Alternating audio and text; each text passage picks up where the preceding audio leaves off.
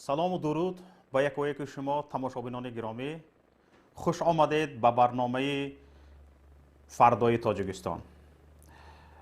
این برنامه ما در پخش مستقیم است و انشاءالله که یک شما خواهشمندان میتوانید در برنامه ما اشتراک کرده ابراز نظر کنید. در برنامه امروزه ما مهمان هم هستند و مهمان امروزه ما یکی از کارشناسان امور اقتصادی کشور، چندین سال همچون کارشناس، همچون روزنامه‌نگار امور اقتصادی در کشور کار کردند، موجوده صاحب نظر و می باشند و امیدواریم از آن کس هم فکر اندیشه آن کس هم خواهیم شنید. و تماشابینان گرامی، برنامه امروزه ما موضوع پخته است. اگر شما به گربی یعنی نشانی تاجیکستان دقت دهید، نظر کنید، یک طرفی نشانی تاجیکستان را پخته در بر میگیرد. تصویری یک طرفی نشانی تاجیکستان پخته است و یک طرف دیگر خوشه گندم. یعنی این نشانگری آن است که پخته و خوشه گندم از بویگری های اساسی کشور محسوب می شوند. بویگری اساسی کشور پخته و خوشه گندم. با همین دعوا می بایست ما در تاجیکستان اکثریتی همین بویگری یعنی با نام تلای سفید را در تاجیکستان کارکرد می کردیم و یکی از درآمدهای اساسی کشور ما پخته محسوب می شد.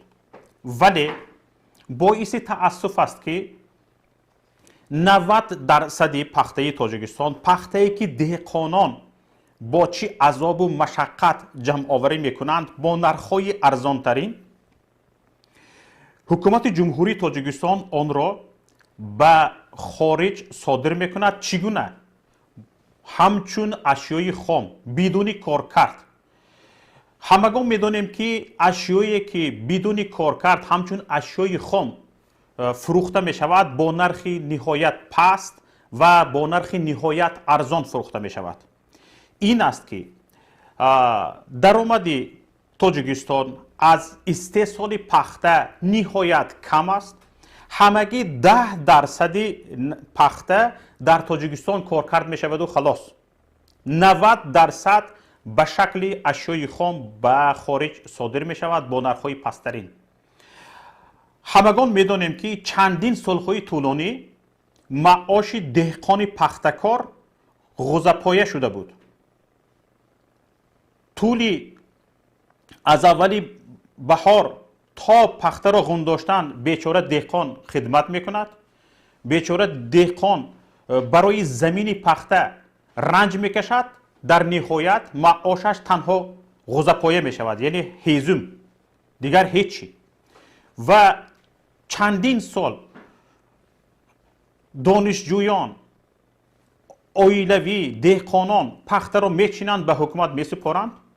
این حکومت تنبل ما از عهده کارکرد پخته نمیبراید و هیچگاه در خاطری یا که در یادی در اندیشه زیاد کردن کارکرد پخته در داخل کشور نبوده است و برای همین هم پخته به تاجیکستان با شکل خام صادر شده و نهایت درآمدی کم به تاجیکستان وارد می شود. ما امروز با شما و با کارشناس گرامیمان که امروز مهمان ما هستند در همین باره صحبت خواهیم کرد که چگونه ما باید در تاجیکستان چه راه‌هایی را پیشه کنیم و چی کار کنیم که در تاجیکستان، در کشور عزیز ما، کارکرد پخته در خود تاجیکستان در داخل باشد و صادرات از اشیای پخته باشد. یعنی نه از خود پخته بلکه از اشیای کارکرد شده باشد. حالا ما از اتاق فرمان احترامانه خواهش میکنیم که ما را با کارشناس امور اقتصادی موجوده صاحب نظر و پیوندند و ما تا حد نظری ایشان رو در این باره پرسیده باشیم.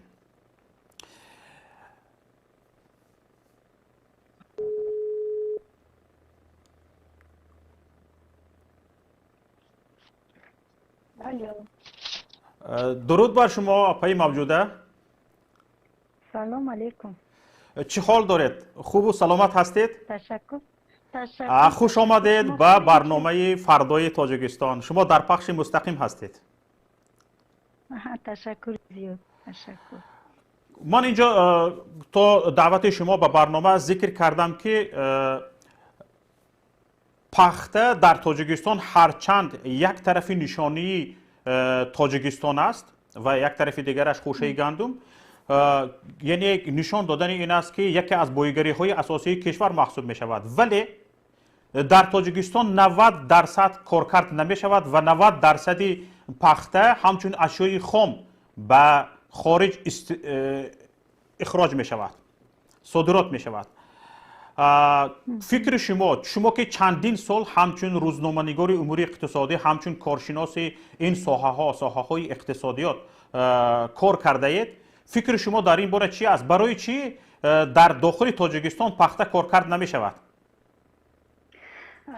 متاسفانه ما در بسیار جاها هم وقت میشنویم و همه روبرون ما در جلسه هم از اون میگویم یکی از بویگری اساسی تاجیکستان این پخته و الومینی می باشد و اصلا چون در مورد صادرات محصولات از تاجیکستان سخن میرن، پیش از همه پخته را پیش میبرن، یعنی که تا امروز پخته از تاجیکستان به دیگر کشورها صادرات کرده میشد و عموما ما میخوایم بفهمیم که اون در کدام شکل صادر کرده میشد.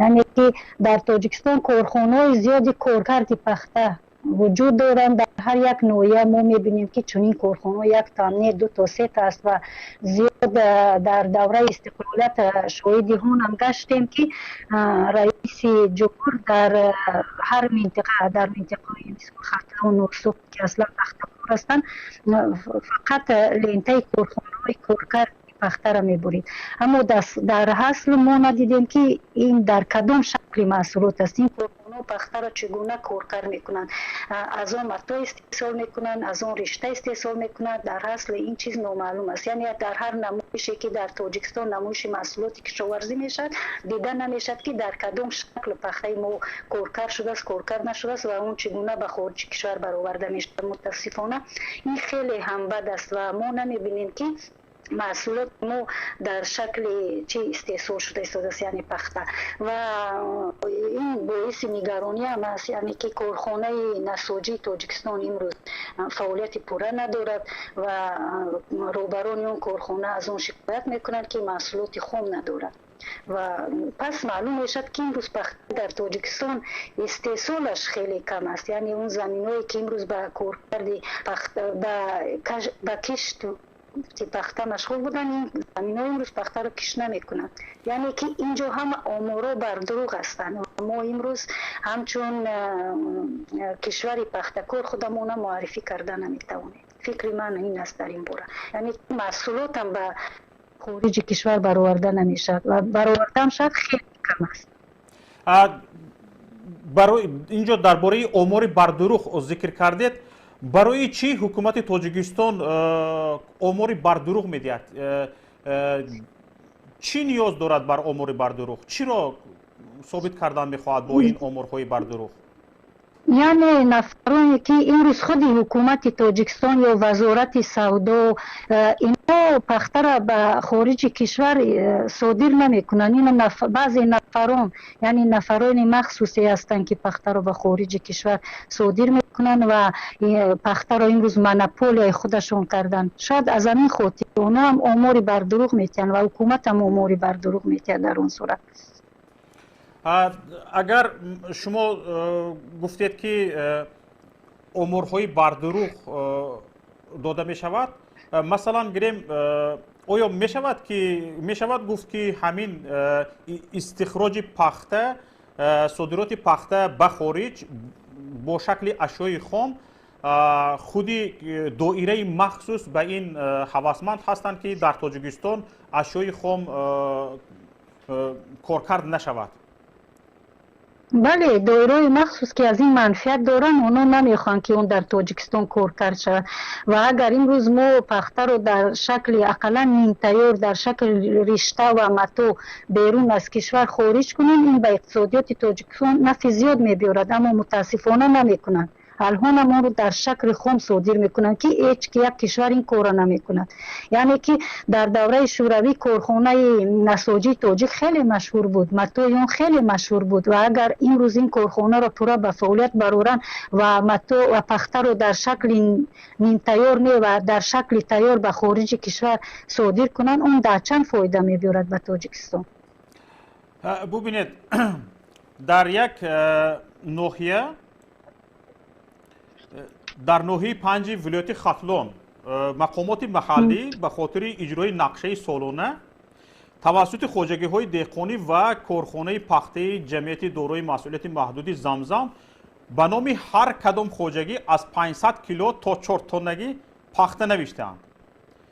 همین قلابی زمان روشن می شود که مقامات انداز به این خواجگی ها رفته میگویند که شما 500 کیلو، 1 تنه، 2 تنه، 3 تنه، 4 تنه پخته سپریده اید و باید یعنی حاصل پخته غون داشته اید و باید شما انداز سپرید. حالا که بعضی از اینها تماما پخته نکاشته بودند و یعنی اینم باز میرد به همون اموری بردروغ و این روز چون دهقانان هوسمند نیستن یعنی وقتی که از پخته اونو درآمد گرفتن نمیتونن این روز خواجگی دهقانی اونو در جایی که زمینی که برای پخته یعنی اون زمین رو برای پخته معین کردن اونو در این زمین ها گندم و سبزیجات میکورن یعنی از اون بیشتر فایده میورن به این خاطر. اگر مثلا گریم در تاجیکستان پخته کارکرد شود مثلا گریم ساحه های لباس دوزی مثلا گریم کارخانه های نساجی به کار درآیند به کار درآورده شود به این چه خلل میرساند؟ چه خلل میرساند که در تاجیکستان پخته کارکرد نمی شود؟ بازم که گفتین در اول یعنی یک دایره معین شخصان منفیت دار هستند و این منپولیا کردن ساحه پخته کاری رو در دست اونها است و اونها از این منفیت میبینند. برای چی اونها اشیای خام رو میفروشند فایده کم میگیرند؟ چرا همین دایره معین نمیخواهند که اشیا کارکرد شود و فایده بیشتر گیرند؟ طبیعی است که وقتی که اشیا کارکرد میشود فایده بیشتر میشود. چرا این رو نمیکنند؟ اینا اگر در تاجیکستان این پخته را این خواجگی که اون نفرای منفیت داره که از خواجگی پخته را میخرند و اون بیرون از کشور صادرات میکنن اگر این پخته را در تاجیکستان تین اون با نرخ خیلی نوچیز میتین و این براشون درآمد نمیبیارد و اونا این پخته را به خارج صادر میکنن و حتی در یگان جا نشون نمیتین که اون با کدام نرخ فروختن نرخش در یگان جا آورده نمیشد. به همین خاطر اگر در خود تاجیکستان باشد اون معین میگردد که با کدام نرخ فروخته شد و چقدر درآمد به دست آوردن و از اون انداز هم میسپارند. اما متاسفانه چنین نیست. و اگر بفرمایید و اگر امروز کارخانه بازم برمیگردیم به سر کارخانه نساجی در دوره شوروی از درون از 7 تا 14 هزار زیاد نفر کار میکردن در 3 بس مردم کار میکردن هم زنان صاحب کار بودن هم وضع اقتصادیات کشور از این منفیت زیاد میبرداشت اقتصادیات کشور یعنی وضعش خیلی بهتر بود از اون که امروز است. امروز این کارخانه اصلا فعالیت این هیچ کس نمیدوند که به چه کار مشغول است. اون از متو چیزی استحصال نمیکند فعالیتش میبرد به دیگر سمت خیلی هم کم متو استحصال میکند و ما شاهد اونم هستیم که در اولای استقلالیت اون متو اشیاء نیم خامی که در این کارخانه استحصال میشد اون مثال میگفتن صوفی زرد اون تاجرای ما بیرون از کشور میبروردند. کشورهای زیادی عربی خریدار این محصولات بودند. یعنی که خریدار هست، طلبات هست، اما این امروز کار نمیکنند. اگر از نو همین کارخانه به فعالیت پورای خودش شروع کند، هم مردم در تاجیکستان صاحب جای کار میگردند، هم به اقتصادیات فایده زیاد میبرند. متاسفانه باز هم برمیگردیم به سر که مدیریت در اینجا نادرست است و وضع صنعت سبک در تاجیکستان خیلی بد است. اینجا کارشناسان میگویند که سخن کارشناسان رو بینید، تا آن زمانی که کارکرد پخته در داخل صورت نگیرد، تاجیکستان را دولت فروشنده یا صادرکننده پخته گفتن امر محال است و این را به طور دیگر میتوان شرح داد که تاجیکستان فروشنده پخته نه بلکه فرستاننده پخته است. فکر شما در این باره چی است؟ به دست چند نفره؟ بله، به دست چند نفره. به دست چند نفره که از این فایده خیلی زیاد میگیرن و اونو خیلی هم نزدیک هستند به دایره‌های حکومتی. یعنی اون در فکر پیشرفت دولت نیستن، در فکر پیشرفت اقتصادیات تاجیکستان نیستن، فقط در فکر بیشتر جمع کردن به کیسه خودشان هستند. اگر حالا در تاجیکستان به خاطر اون که پخته به شکل خام صادرات می شود، آیا از او چیگیت پنبه‌دانه جدا کرده می شود یا نه همونی که از یعنی تخم پخته که از آن روغن استحصال میکنند؟ اگر در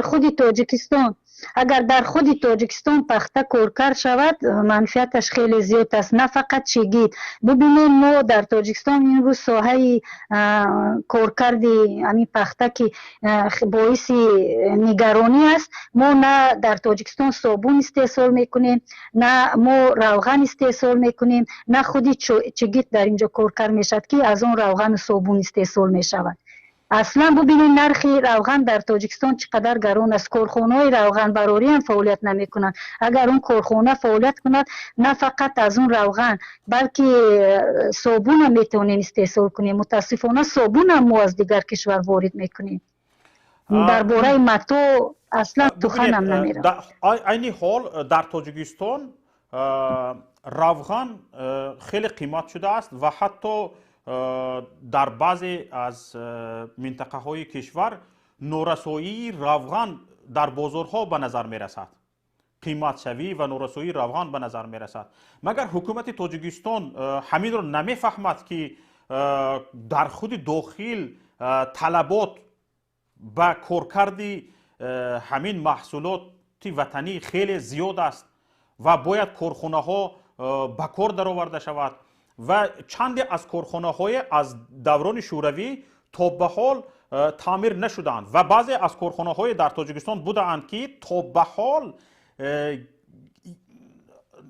دستگاه های آنها با همون دستگاه های زمان شوروی کار میکرده است و طبیعی است که مصرف زیاد، قوه برق زیاد مصرف می شود دیگه، تعداد کارگران زیاد در آنجا کار میکنند و تعداد کارگران که زیاد شد، قوه برق که زیاد مصرف شد، جای بسیار که میگیرد، البته مصرف او زیاد می شود و خودی روغن هم به پول قیمت استحصال می شود. برای چی تا به حال حاضر در دوام 30 سال ما اقلا که پیشترم تاجیکستان پخته میکشت و پخته به دست می آورد و یکی از در بین کشورهای اتحاد شوروی یکی از صادرات کنندگان پخته به حساب می رفت. برای چی تا حال حاضر ما نتوانستیم این دستگاه ها را از نو سازی کنیم و کارکرد روغن زیاد شود و با نرخ دسترس به مردم دسترس شود؟ چرا به همین این سوال ما کمتر دیگر خیلتر است. خود حکومت، شما گفتید که دایره معین این رو نمیخواهند، درست است، دایره معین یعنی خیلی کم، اما حکومت که یک دایره معینی کم نیست. مهم. چرا در تاجیکستان مثلا گریم دیگران صدا ندارند، دیگران آواز ندارند، دیگران حرفی گفتنی ندارند که نمیگویند که مثلا گریم چرا ما چنین کرده نمیتونیم، چرا همه خاموشند، چرا مثلا گریم پارلمان کشور خاموش است؟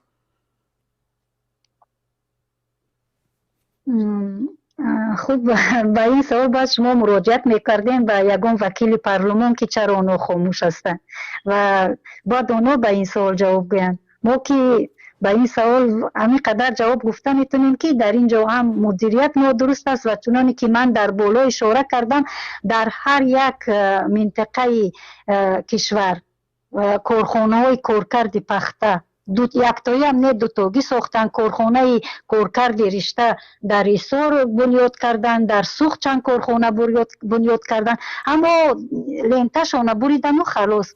فردا درباره فعالیت این کارخانه هیچ کس نه معلومات داد به حکومت که این کارخانه فعالیت میکند یا نه و خود حکومت هم نپرسید که آیا این کارخانه که چند وقت پیشتر آن کشاده فعالیت دارد یا نه.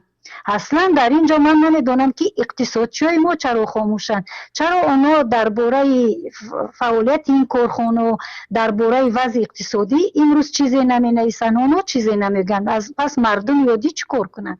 مردم یادی چیزی گفتن نمیتونن. امروز اگر با همون خوجگی های دهقانی بیشتر امتیاز تیان قرضای دراز مدت تیان اونا هم کار میکنن، فعالیت میکنن، با جای گندم اونا پخته میکنن، میدونن که از این نفع بیشتر است، اما متاسفانه چون اونا دستگیری نمیابن مجبور هستند که زمین برای پخته کاری بگیرن، همو در اون گندم یا یگان زراعت دیگر کشت کنن. همین است، همین مدیریت نادرست است و به این سوال باید پارلمان جواب دهد. چرا در دورنمای اقتصادی کشور این چیز قید نمیشد؟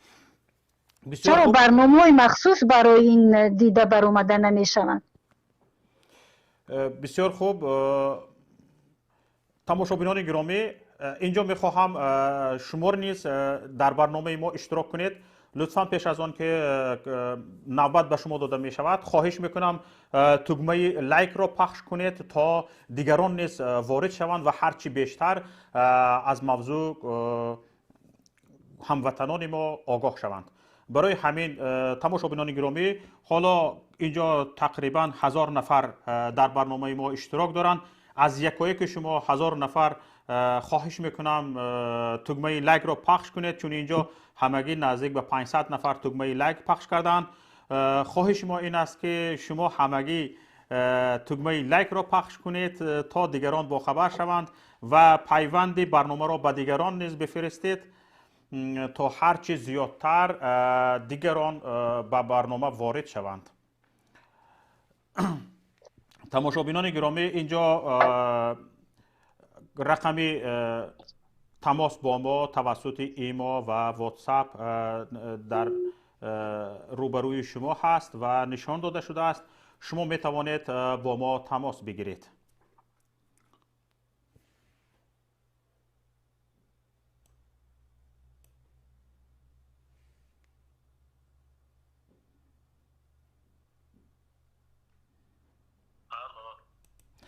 سلام. و علیکم سلام. خوب هستین برادر؟ سلامت هستین؟ شکر خدا، تشکر به شما که در برنامه ما اشتراک دارید. شما در پخش مستقیم هستید. اگر موضوع ما را شنیده باشید، موضوع ما درباره استحصال پخته و کارکرد و صادرات آن در تاجیکستان است. در این باره یگان فکر اندیشه ها دارید؟ الو؟ صدای مرا میشنوید؟ صدای مرا میشنوید؟ بله برادر میشنوم. میگویم خوش آمدید به برنامه فردای تاجیکستان. شما در پخش مستقیم هستید و برنامه امروزه ما در موضوع پخته و کارکرد آن است در تاجیکستان و صادرات آن از کشور است. در این باره چی نظر دارید؟ سلامت باشید. در این چیز بسیار سخنی های گفتنی دارم. آقای بیایید بیا همین در تاجیکستان هایی که می شود کارخانه هایی که روی میکنند و در تلویزیون پخش میکنند این کارخانه ها گفته از من یک اپشکا برآمده گفتن که ها درست لیتا بریده می شود اما در اونجا یک ماه دو ماه کار کرده می شود با همین تمام اون کارخانه هایی که من چندینش را میدینم این حال من در تاجیکستان هستم از تاجیکستان من به شما زنگ میزنم بسیار کارخانه هایی که یک بار روی میکنن دو ماه سه ماه چهار ماه دیر یک سال کار میکنه در اونجا معاش داده نمی شود بسیار کارگر و بعد از همین لحاظ کارخانه محکم می شود معاش نیست بسیار یک مصیبت بگه من می شود خطا نکنم اگر انا همین چیز در جمهوری تاجیکستان بسیار بهت بسیار است. شما گفتید که بسیار کارخانه ها با اشتراک رئیس جمهور کشاده می شوند و اینجا کارشناس ما اپای موجوده نیست در این باره ذکر کردن. من از شما پرسیدنیم که برای چی تاجیکستان این گونه ریاکاری میکند؟ چی نیاز دارد به این گونه ریاکاری، به این گونه نمایشی ها، به این گونه مصرف های بیهوده که برای کشادن یک کارخانه دروغین چقدر مبلغ ها صرف می شود؟ خودی به پیشوازی رئیس جمهور که چقدر مبلغ برای چی تو تاجیکستان چنین کارو میکنه حکومت تاجیکستان؟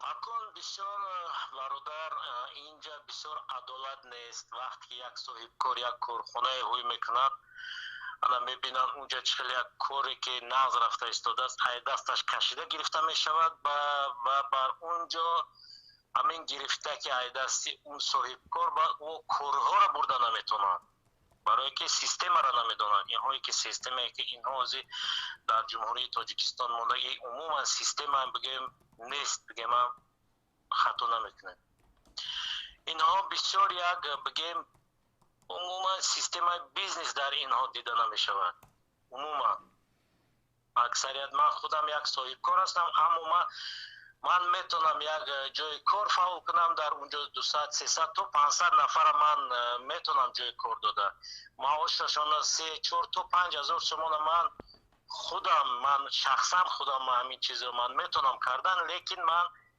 در تاجیکستان نمیخوام همین کارو کرده برای چی من این کارها رو بنیاد میکنم آباد میکنم ولی میبینن بعد فشار بسیار سخنهای هم خیلی بسیار در جمهوری تاجیکستان هم چیز بهت بسیار است برای همون یگان کارخانه نیست یگان کارخانه در تاجیکستان نیست که بگیم یک خشو مثال کار میکند 200 300 500 هزار آدم کار میکنند در اونجا یک معاش خوب میگیرد این معاشی که 500 و 600 هزار میگیرن این به فکر من یک ماه برقشون با این معاش نمیرسد خیلی کارخانه میشد پیشنهاد شما چی هست؟ چیکار باید کرد که در آینده تاجیکستان به این حالت رسد که در داخل کشور کارکرد می شود و شما برای صاحبکارانی که گفته ایستادید اقتدار قدرت تا 500 نفر به کار تامین کردن داره در داخل کشور چی باید کرد که به این نتیجه رسید، به این حالت رسید؟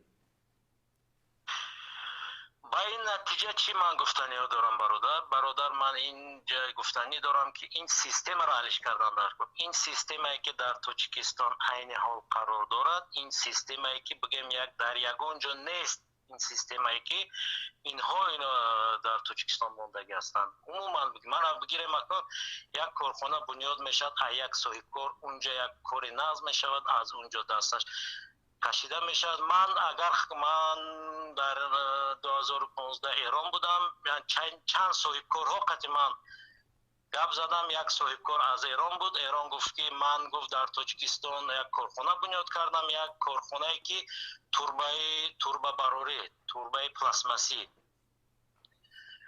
الان در اونجا وای کردیم امضا کردیم که تو میگم من کار فعالیت میکنم از دستم کشیده گرفتن کارخانه را من رفتم پلیس با مراجعت عریضه نوشتم پلیس شما گفت یک دوست بود از پلیس های شما هم از اونان در بدتر یک دوست بود از هم خیلی من کارخانه را پرت افتم بعد خستم با ба ҷумҳурии Эрон гаштан омодаам. Ана барои ҳамин инҷа ягон соҳибкор кор карда наметавонад ғайр аз худашон. як бигем як бадбахтист дар ҷумҳурии Тоҷикистон. айни ҳол як корхонае нест ки як мардум дар онҷо кор кунанд, як маоши хуб бигиранд. تشکر زیاد برادر عزیز. як намешудани ин система бигем як бадбахти система ягон соҳибкор кор карда наметавонад. айни ҳол Тоҷикистон дар дасти ҳаминҳо, аммо инҳо кора бурда наметавонанд. تشکر زیاد برادر عزیز. ما کوشش میکنیم درباره این گفته های شما بعضی از تحلیل ها نیز پیاده کنیم. اگر یگان زنگ دیگر باشد ما زنگ دیگر را قبول کنیم. به شما تشکر زیاد. سلامت باشید برادر. سلامت باشید. تماشابینان عزیز، باز یک بار دیگر خواهش میکنم تگمه لایک را پخش کنید. تماشابینان ما گرچند که این برنامه اولین ما است در حال زیاد شدن هستند و صد افسوس که نیمه از تماشابینان ما تگمه لایک را پخش نکردند. خواهش میکنم تگمه لایک را پخش کنید تا تماشابینان ما زیاد شوند و از این برنامه ما آگاه شوند. زنگ دیگر را قبول میکنیم. الو. الو. الو. سلام علیکم. الو بفرمایید. الو. گوش میکنم شما را. السلام علیکم و رحمت الله و برکاته. و علیکم السلام و رحمت الله و برکاته. برادر عزیز، شما در برنامه فردای تاجیکستان هستید. گوش میکنم شما را. بله بله اکا. بسیار برنامه خوب، برنامه جالب بسیار براهمند اکا. همه اون برادری که پیش از ما حالی در تماس بود گفت من در برای شهروندای تاجیکستان 500 تا 1000 نفر میتونم با معاش خوب جای کار نخ تامین کنم. اکا جان، سبب همه همین باز شما گفته کارخانه‌ها هوی میکنن چی میکنن، بعد لنتا بریدن دیگه کارخانه‌ها فعالیت نمیکنند. اکا جان، ما همه معمول کارگرایی که در حکومت کار میکنن 50% یا گویم که 70% 80%ش همون معلومات و همون دیپلم و همون چیزا را چرستاق گرفتگی نکه. بله. اگر همین ما نوتوگری گام زنیم اکا خیلی با بخشش ما خوبتر میدونه. ما در مهاجرت هستیم. همین مغازین ها یا ایپه هایی که مایده ترک هست همونا خود به خود یک سیستم کاری دارن اکا جان. سیستم هایی که مثال در همین مغازین ایمیل نگیریم 10 کارگر با اکی 40,000 معاش کرد، سیستم های خوردکک دارد. در تاجیکستان اون کارخانه که می روید همه اسکامات تو کنمش نداره، یگان تاش سواد کافی هم نداره، کار کردن هم نمیتونه در همون ساحه خودش که برای آنکه همون دیپلمش هم همون معلوماتی که 5 سال 7 سال میخوند چرستاق گرفتگی معلومات درست معلوماتی چه بگیم کافی ندارن که برای همون ما یگان نمود کار کردن نمیتونیم در تاجیکستان. چی باید کرد؟ فکر شما چی است؟ ما چی باید کنیم که این همه مشکلی ها برطرف شوند؟ برای فکر ما همین که ما توکا میگردیم در بدر کوچه با کوچه روسیه و دیگر جا ما میتونیم که در وطن خود سپکانه کار کنیم، یا که یگان آدمی بفهم باشد که یا آدمی فهمیدگی باشد که حکومت اگرد کنکریت نچکنه که کنکریت دستگیری کنه. کادرایی که خیلی کچسونی هستن با معلومات هستن کار فهمیده میتونن همون کار اگرم پیش برن. همه کادرایی که در تاجیکستان پیشتر کار میکردن حاضر همش در مهاجرت هستن که فهمیده. ببینید دوست گرامی ببینید مرا لطفا گوش کنید. گرفتن حکومت راههای قانونی دارد توسط انتخابات، توسط احزاب سیاسی، راههای قانونی دارد. اما در تاجیکستان به احزاب سیاسی دیگراندیش راه داده نمی شود. باید چیکار کنیم که در تاجیکستان اصلاحات به میان بیاید؟ اول باید ساحه معارف به تقبض شود.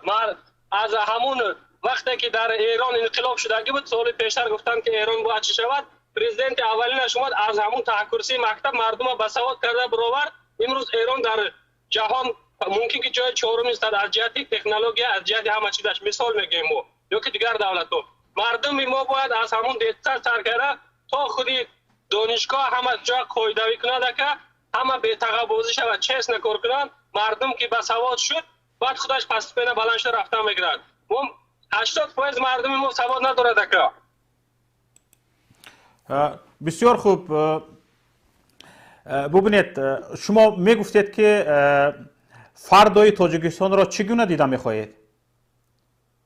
فردای تاجیکستان که من همچون یک شهروند تاجیکستان اگر کبیره سری حکومت بیاد کبیره بسیار من طرفداری حقیقت هستم که نه طرفداری مثال کی گویم مخالفین یا که مثال طرفداری حکومت حضره من طرفدار همه آدم میشم که دولت نگاهبین کند مردم جمع کند دولت با یک دولت بیوره که در دنیا گون که تاجیکستان همه شهرونداش جمع کرد به وطن خود جای کار تعمیر کرد اگر مثال شما هم کسی دیگری هم که نباشد یا مثال حالی کبیری بسیار شخصیت معرفت نو گراموتی گپ زدنی و آدم من تماشا میکنم که باور کنید زیبی پرزیدنتی دارد همی آدم اما آدم من دفاع از کبیری نمیکنم پروس معرفت سوادش به همین چی میرسده که در همه جا مثال بگذار چنین باشد لیکن میگفتید که بگذار چنین باشد ولی میگفتید که چی برتری های در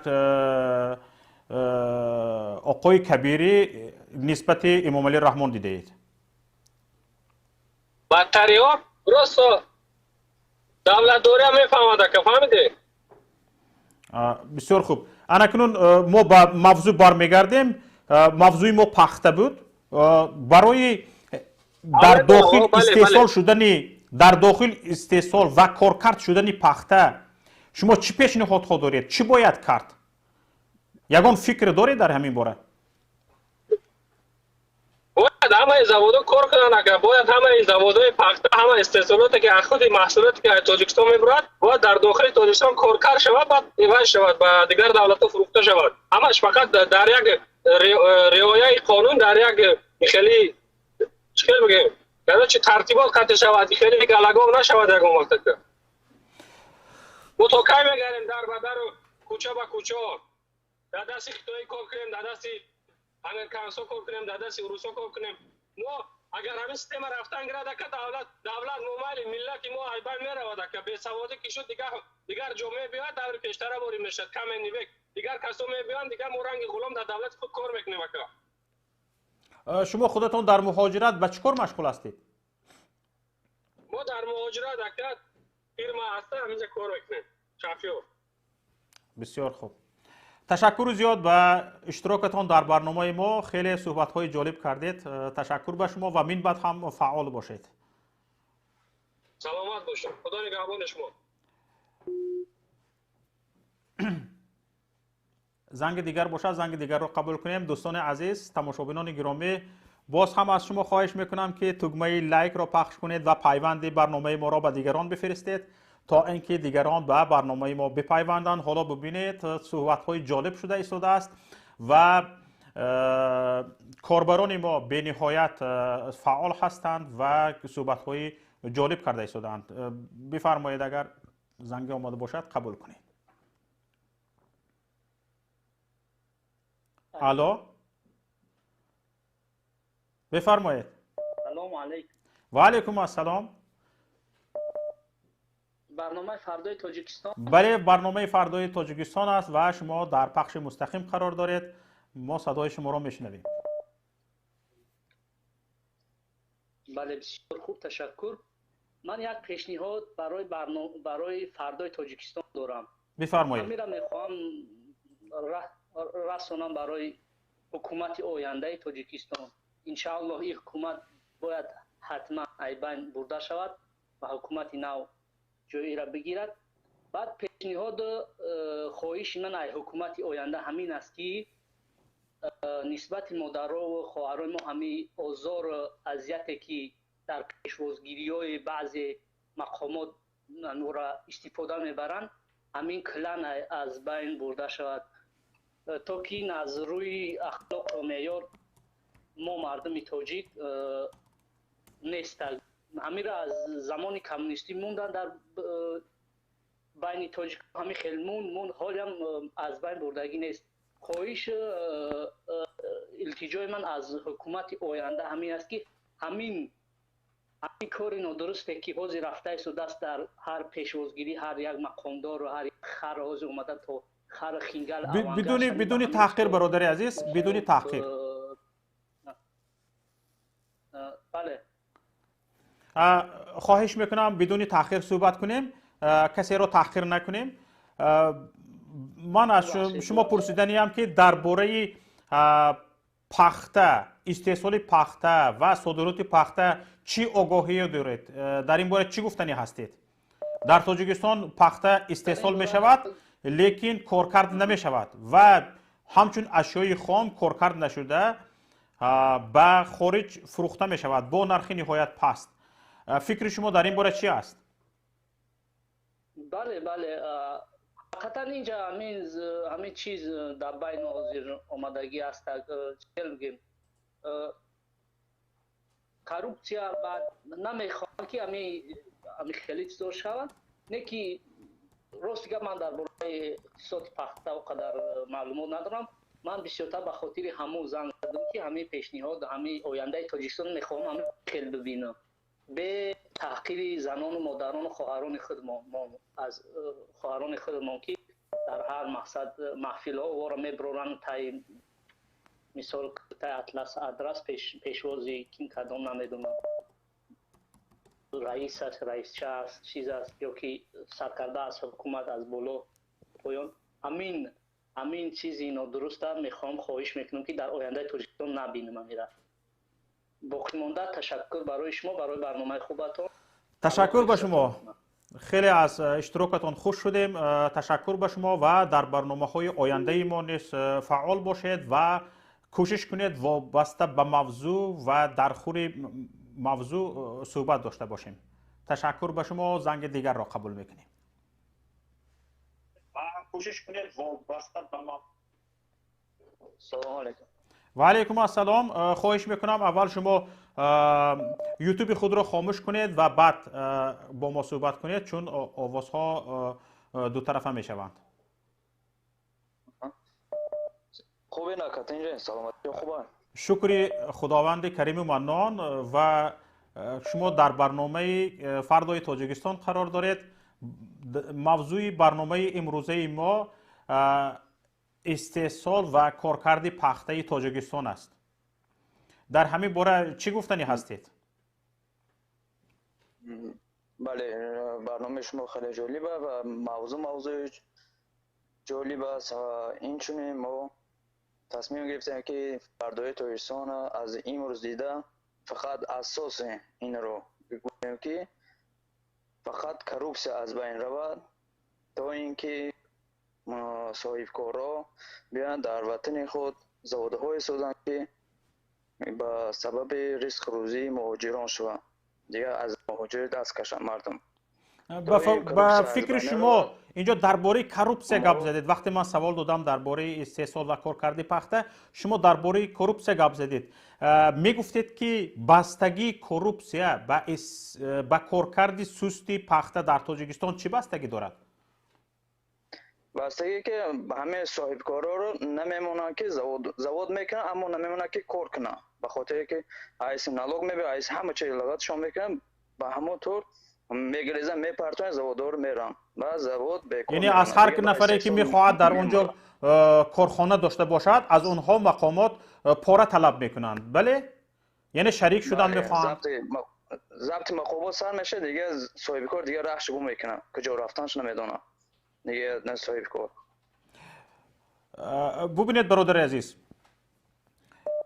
اگر می گفتید که برای از بین بردن کروپسیا، شما که درباره کروپسیا گپ زدید، شاید پیشنهادهای داشته باشید که چگونه میتوان کروپسیا را از بین برد؟ کروپسیا از بین بردن اصلا در تاجیکستان حاضر غیر امکان است. برای چی؟ به خاطر که ای خورد کلان اوجه در وجودش. این کروپسیا ششتگی است.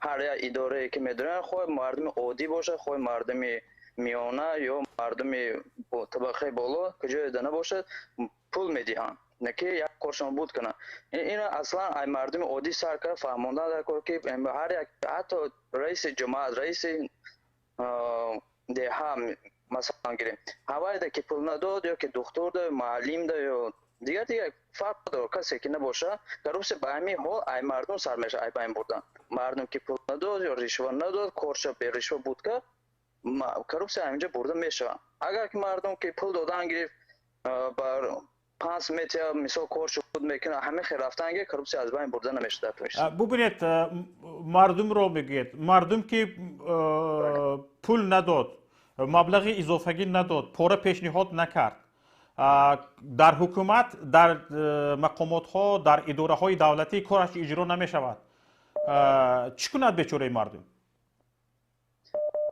نه وقتی که مردم با جمع وقتی که مردم یک آدم یا نفر دو نفر حسابیده نمیشه در عموم اگر مردم همه چیز برقرار که کرد مثال کروپسیا پولدهی رو بس کرد حتما جاری میشه به خاطر که شما توجه کنید اگر بالنسه رویم ما خواهین نخواهین این دکتر توبت میکنه اما پول طلب میکنه پول که نداری و وظیفه باید توبت کردن میکنه به پول هم میکنه توبت نه که همه ما عادت کردیم که یا چی میکنیم با میکنه هوا همه هم عادت کردیم ما وقتی که ندادیم بایم نمیگیره میترسه به هر حال ساختار قدرتی ما در ساحه وزارت کارهای داخلی انسان های هستن که با ضد همین کروپسیا هستن و یا دستگیری میکنن ما حتی شاهد حال بودیم که امنیت ملی یا که وزارت کارهای داخلی دستگیری میکنن که شما میگن نه تیمپل خودشون شخصا اقرار میکنن گناه اختان اول میتیم بعد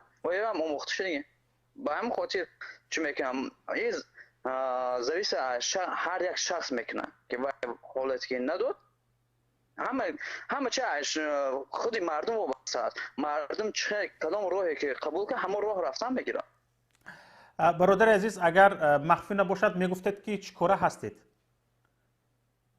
ما مهاجر هستیم یگان معلومات دارید معلومات عالی ما دو معلومات عالی داریم دو معلومات عالی دارید و مهاجر هستید بله در وطن کار نیست کدام اختصاص کار نیست دارای کدام اختصاص هستید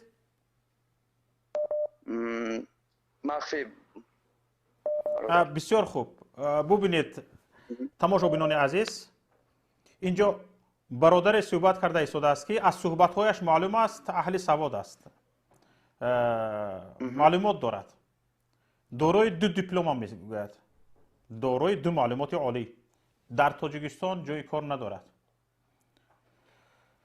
و در مهاجرت هست برای همین این چیزها خیلی باعث تأسف است که ما را به این حال آورده زنگ دیگر را قبول میکنیم سلامت باشید سلامت باشید برادر عزیز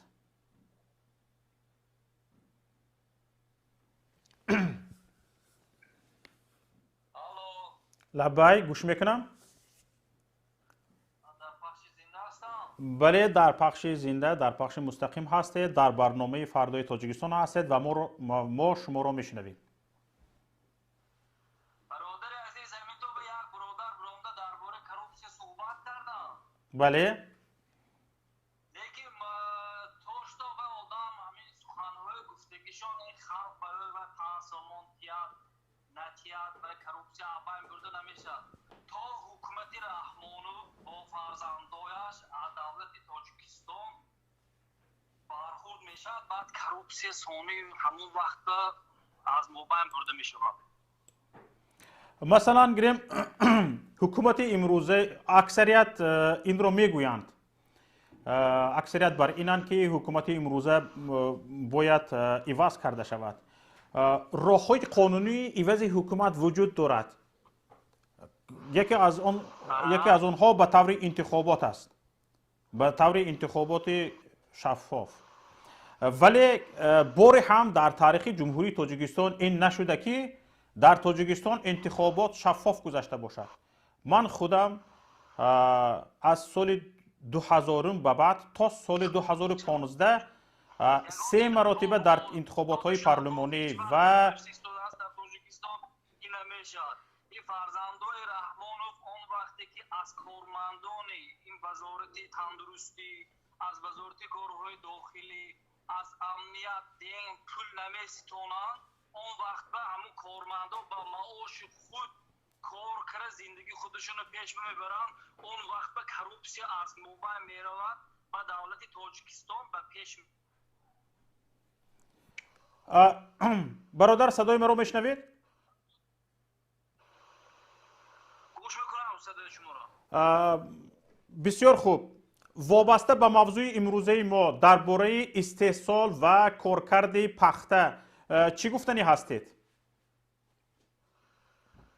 من گفتنی هستم که اول برای که یک بار دولت تاجیکستان پیش رفته نشبه از موبایل کروپسی بردن نکار، یک بار کیش تباربازی همین رای انتخابات شفاف شده نشده کار، برای همین اکونومیک تاجیکستان بعد سانه پیش بمیرد. با بها من 2015 برای حزب نهضت اسلامی تاجیکستان بود و باید حال وجود افزای همین سیلشون رو گم کردن که همین حزب نهضت دولت آرام ناآرام کساس که هر خیل دروغ های بد ساختن برای حزب نهضت اومد کردن.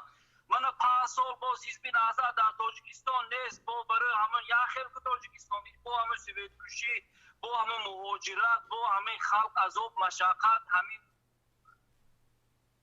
پرابلم ها هیچ از موبایل نرفت کو. چی باید کرد؟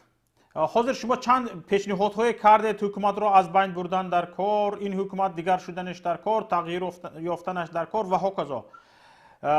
ما حالا این را یک سومانیم و امروز به این باور تمام ملت به این باور رسیده است که در واقع واقعا هم حکومت تاجیکستان باید عوض شود و این حکومت در دوام 30 سال نتوانست ثابت کند که از عهده کار میبراید. در رأس این حکومت امام علی رحمان نیز به پیری رسید. تا به پیری رسیدن در وقت جوانی است، در وقت جوش خروش که از عهده کار نبرآمد، در این حالت یک پالبی گور شدن از عهده چی کار میبراید؟ مردم به این یک دلانه به این فکر اندیشه رسیدند. اما ما باید به روی آینده کشور یک فکر اندیشه داشته باشیم. درست است وقتی گفتیم که این حکومت باید عوض شود، بعد عوض شدن این حکومت باید ما چیکار کنیم که مثلا گریم بدون خرخشه ها و بدون یک مناقشه ها به میان آمدن به زودی از پی فردای خوبی تاجیکستان، از پی گلگل شکوفی کشور شویم. چیکار کنیم که این حکومت بدون مناقشه و بدون جنگ و خرخشه و بدون خرابکاری ها حکومت را همچون با یک مدنیت اعلا، با یک سیاستی سالم بسپارد. چون که خود مردم به این نتیجه رسیده است.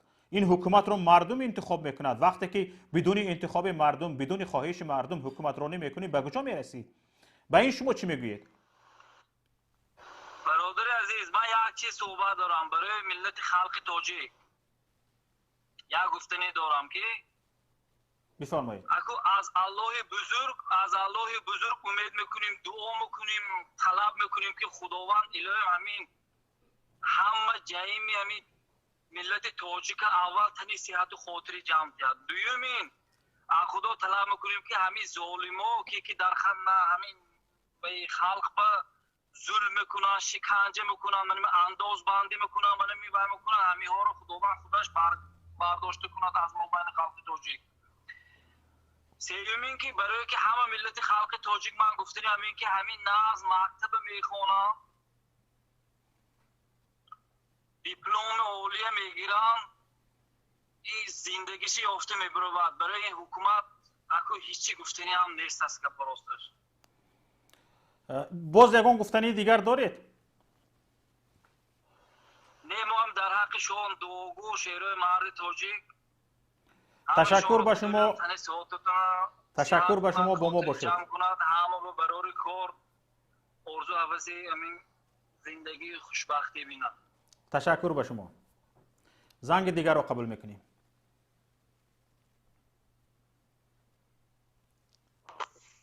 السلام علیکم. و علیکم السلام. بفرمایید، شما در برنامه فردای تاجیکستان هستید و ما صدای شما رو میشنویم. من همین گفتنی هستم که همین همین برنامه شما رو تماشا میکنم و برنامه عزت امان با گروه بسیار چند برنامه رو گوش میکنم که برنامه به رحمانوف این کار به فکر من یگان فایده نداره. باید چی باید کرد؟ چرا که اگر این فایده می داشت همه قصال و همه کاری کردگیش با گردن میگرفت میپرتاب. مثلا دختری 12 ساله تجاوز کردن، دولت با او یگان کار کردن نتونست. مسافر 80 ساله را ترمه کردن، یگان کس نخیست.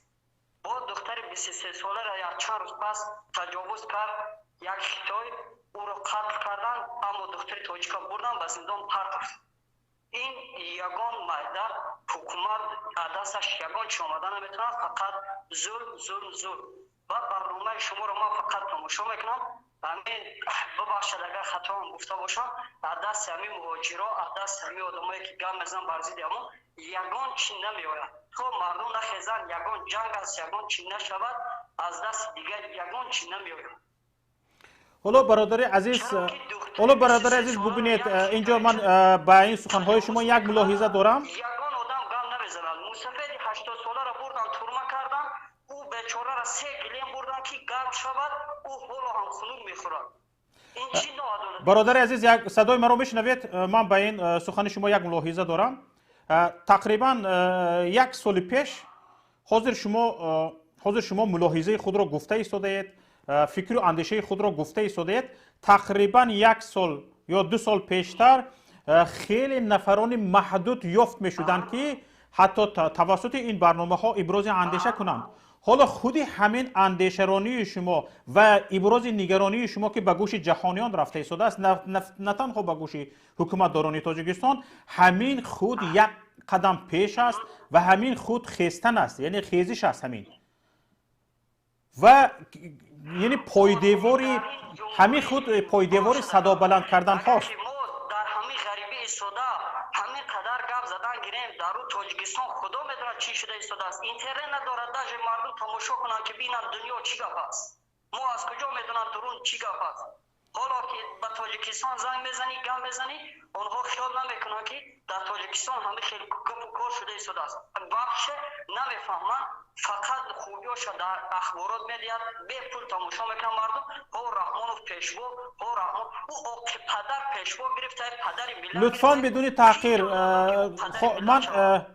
من شما را درک میکنم، فقط خواهش میکنم کوشش کنیم بدون تحقیر صحبت کنیم. خب ببینید برادر عزیز، شما در عمرتان بار پخته چیده اید؟ بله، پخته چیدم. پول پخته چیده ایتان رو گرفته اید؟ چند پول بود؟ چند سال پیش؟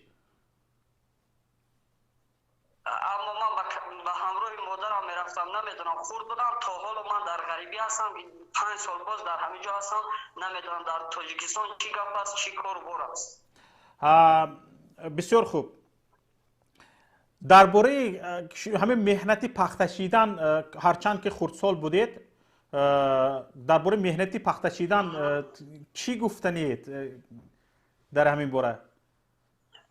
مثلا من گفتنی هستم همین دهقانا یگان کمتر پیشروی کند، جناب نلاکش میبندد، همون دهقان همون کاری کرده اش هم میموند. مثلا یک کمتر پیش در ناحیه بابا جان غفورov شما ازبک هستین گفته، شما کلیز هستین گفته، مثلا آمدن زمیناشون کشیدن گرفتن، چند گکتار کارتوشکا داشتن، یگان مایده حاصلش نگرفت. و مثلا در دیگه ناحیه ها کمتر پیشروی کند، نلاکش میبندد و بیچاره همون کاری کردگیش هم میمونه، بخشه زندگیش پیش بردن نمیتونم.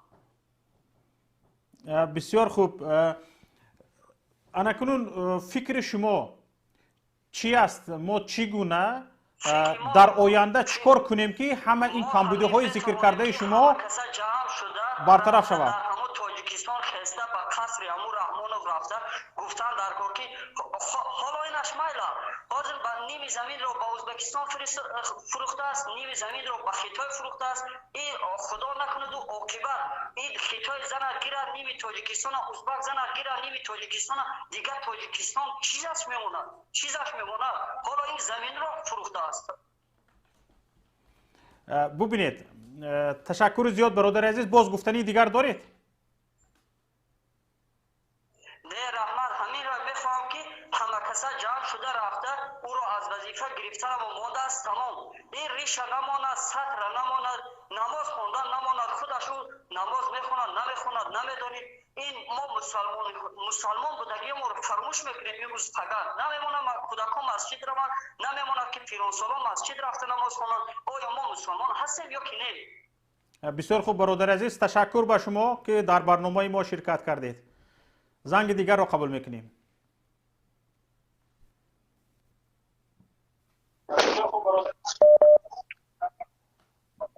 الو. الو. گوش میکنم شما را. شما در برنامه فردای تاجیکستان در پخش مستقیم هستید. خب امیدوارم که شما خوب هستید. خوب هستید، بفرمایید. مرحمت، سوالایی که دادید سوالات پیشنهاد کنید. من یکم بار با شما علاقه میگیرم، کمتر احساساتی هستم و پیش از آن که من با شما صحبت و سوال و جواب مصاحبه را آغاز کنم، از تماشاگران گرامی خواهش میکنم که تگمه لایک را پخش کنید و پیوند این برنامه ما را به دیگران فرستید. و از شما گرامی خواهش میکنم که در رفت مصاحبه لطفاً از تحقیر کار نگیرید و همیشه منطقی صحبت کنیم. برنامه امروزه ما در موضوع پخته، استحصال و کارکرد آن در تاجیکستان است. در تاجیکستان 90% پخته، به معلومات شما میرسونم که 90% پخته استحصال شده، یعنی غنوچین شده، کارکرد نمی شود و به خارج از کشور با نرخ ارزان ترین همچون اشیای خام استرداد می شود، استخراج می شود. فکر شما چی است؟ ما چی کار کنیم که در تاجیکستان پخته کارکرد شود؟ خب تشکر زیاد برای سوال شما. من در این سوال گفتم میتوانم که تا وقتی که حکومت ما، همین حکومتی که اویلوی هست و یگام صاحبکار نمیتوند یگام کار کرده، تا اون وقت یگام کار کرده نمیشود. برای چی میفهمونم؟ برای اونه که بگذار کدام صاحبکار که باشد، از تاجیکستان است، از دیگر دولت ها که میبیاد، обязательно اون صاحبکار رو بر تمام جریمه ها، بر تمام انداز ها، بر تمام چیزها با سرش میبیاد که نمیمونن کار کنند. تمام محدودیت ها رو برای همین صاحبکار در وقت کار، در رفت کار با سرش میورند. این یکم مسئله. دوم مسئله، در تاجیکستان تا حال قوه کاری از همه ارزان ترین در دنیا میمونند. بیاید ما افریقا دیگر دولت هایی که هست اینا پیش نظر نیاوریم، ما دولت های همسایه رو در نظر بیاریم. در ما از همه گویم پسترین پول رو برای پختچین ها، برای دهخان ها، برای اینها میتن. از این حال برای آنها اکسپورت کردن این دоход، ну как объяснить؟ اگر شبکت ما کمتر ارسیه میگذارم اگر اجازت باشد. بفرمایید. Понимаете, им выгодно экспортировать, чем у себя это все развить, потому что они пока экспортируют, им это выгодно, потому что рабочая сила у нас самый дешевый, который есть в Средней Азии. Им это очень выгодно, потому что они экспортируют, деньги приходят и деньги уходят на офшоры. Соответственно, деньги никто не видит, потому что правительство находится под одним человеком. И до тех пор, пока это правительство будет вот таким, как есть, это наш Брежнев будет, который себе там все почеты, все, что можно, все свои медали. Помните, да, вот был у нас в России Брежнев, который сам себе там медали давал, все это дело давал. Да. Так же и у нас. Поэтому пока ничего. Вот единственный выход у нас это сделать такое государство, которое будет там многопартийный, да, и будет и оппозиция, и государственные партии, все будут там, тогда у нас что-то получится. Объясню почему. Потому что когда у нас будет свободное слово, когда у нас будет оппозиция, когда у нас будет журналисты, которые независимы от государства. Понимаете, о чем речь? если что-то случится, да, тот же самый пример, который вот старика, который арестовали, вот 87 лет. Представляете, человеку 87 лет.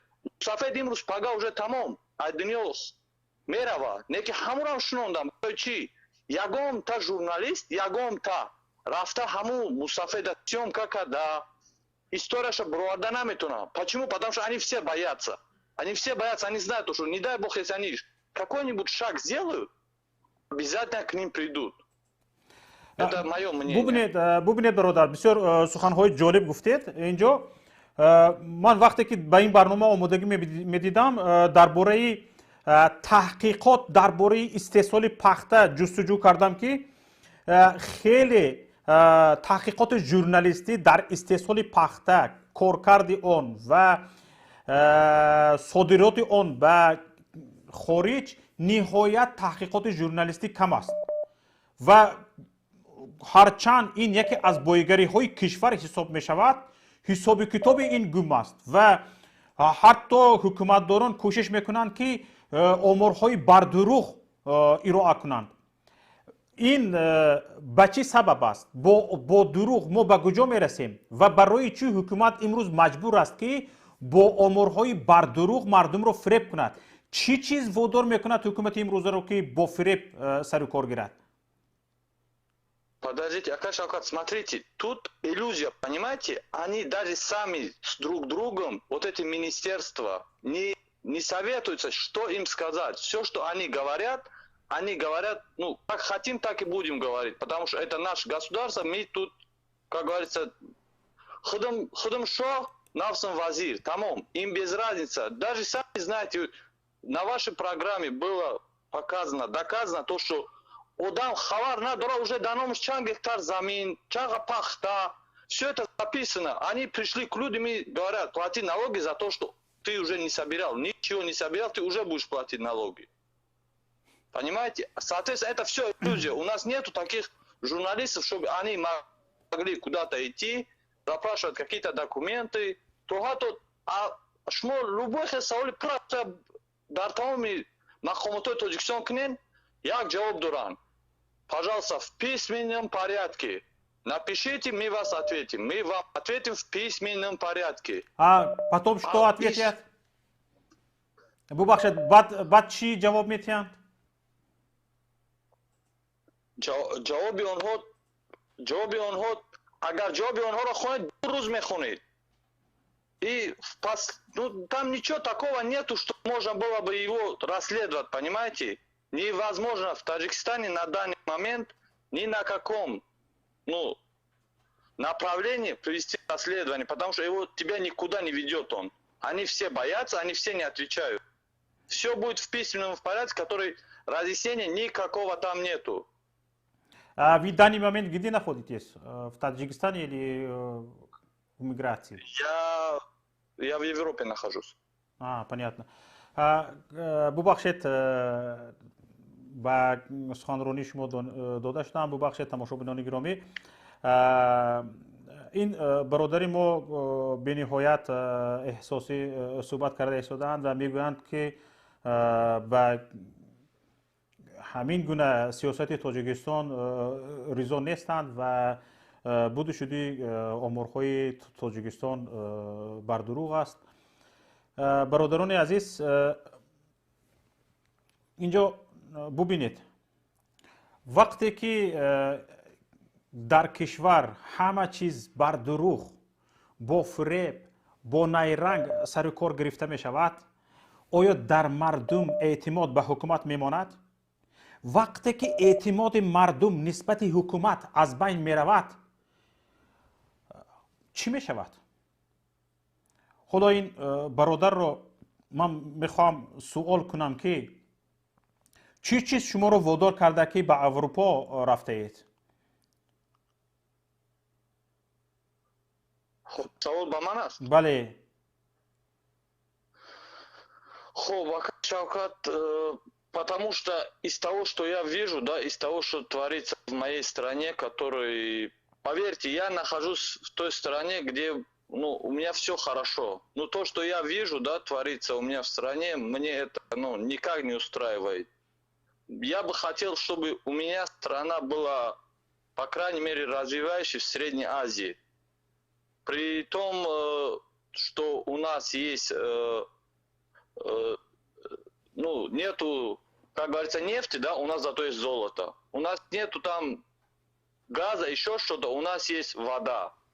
Ну, понимаете, им надо как-то менять систему. Хорошо, если он не хочет уходить, окей, пускай будет у власти, так пускай систему меняет.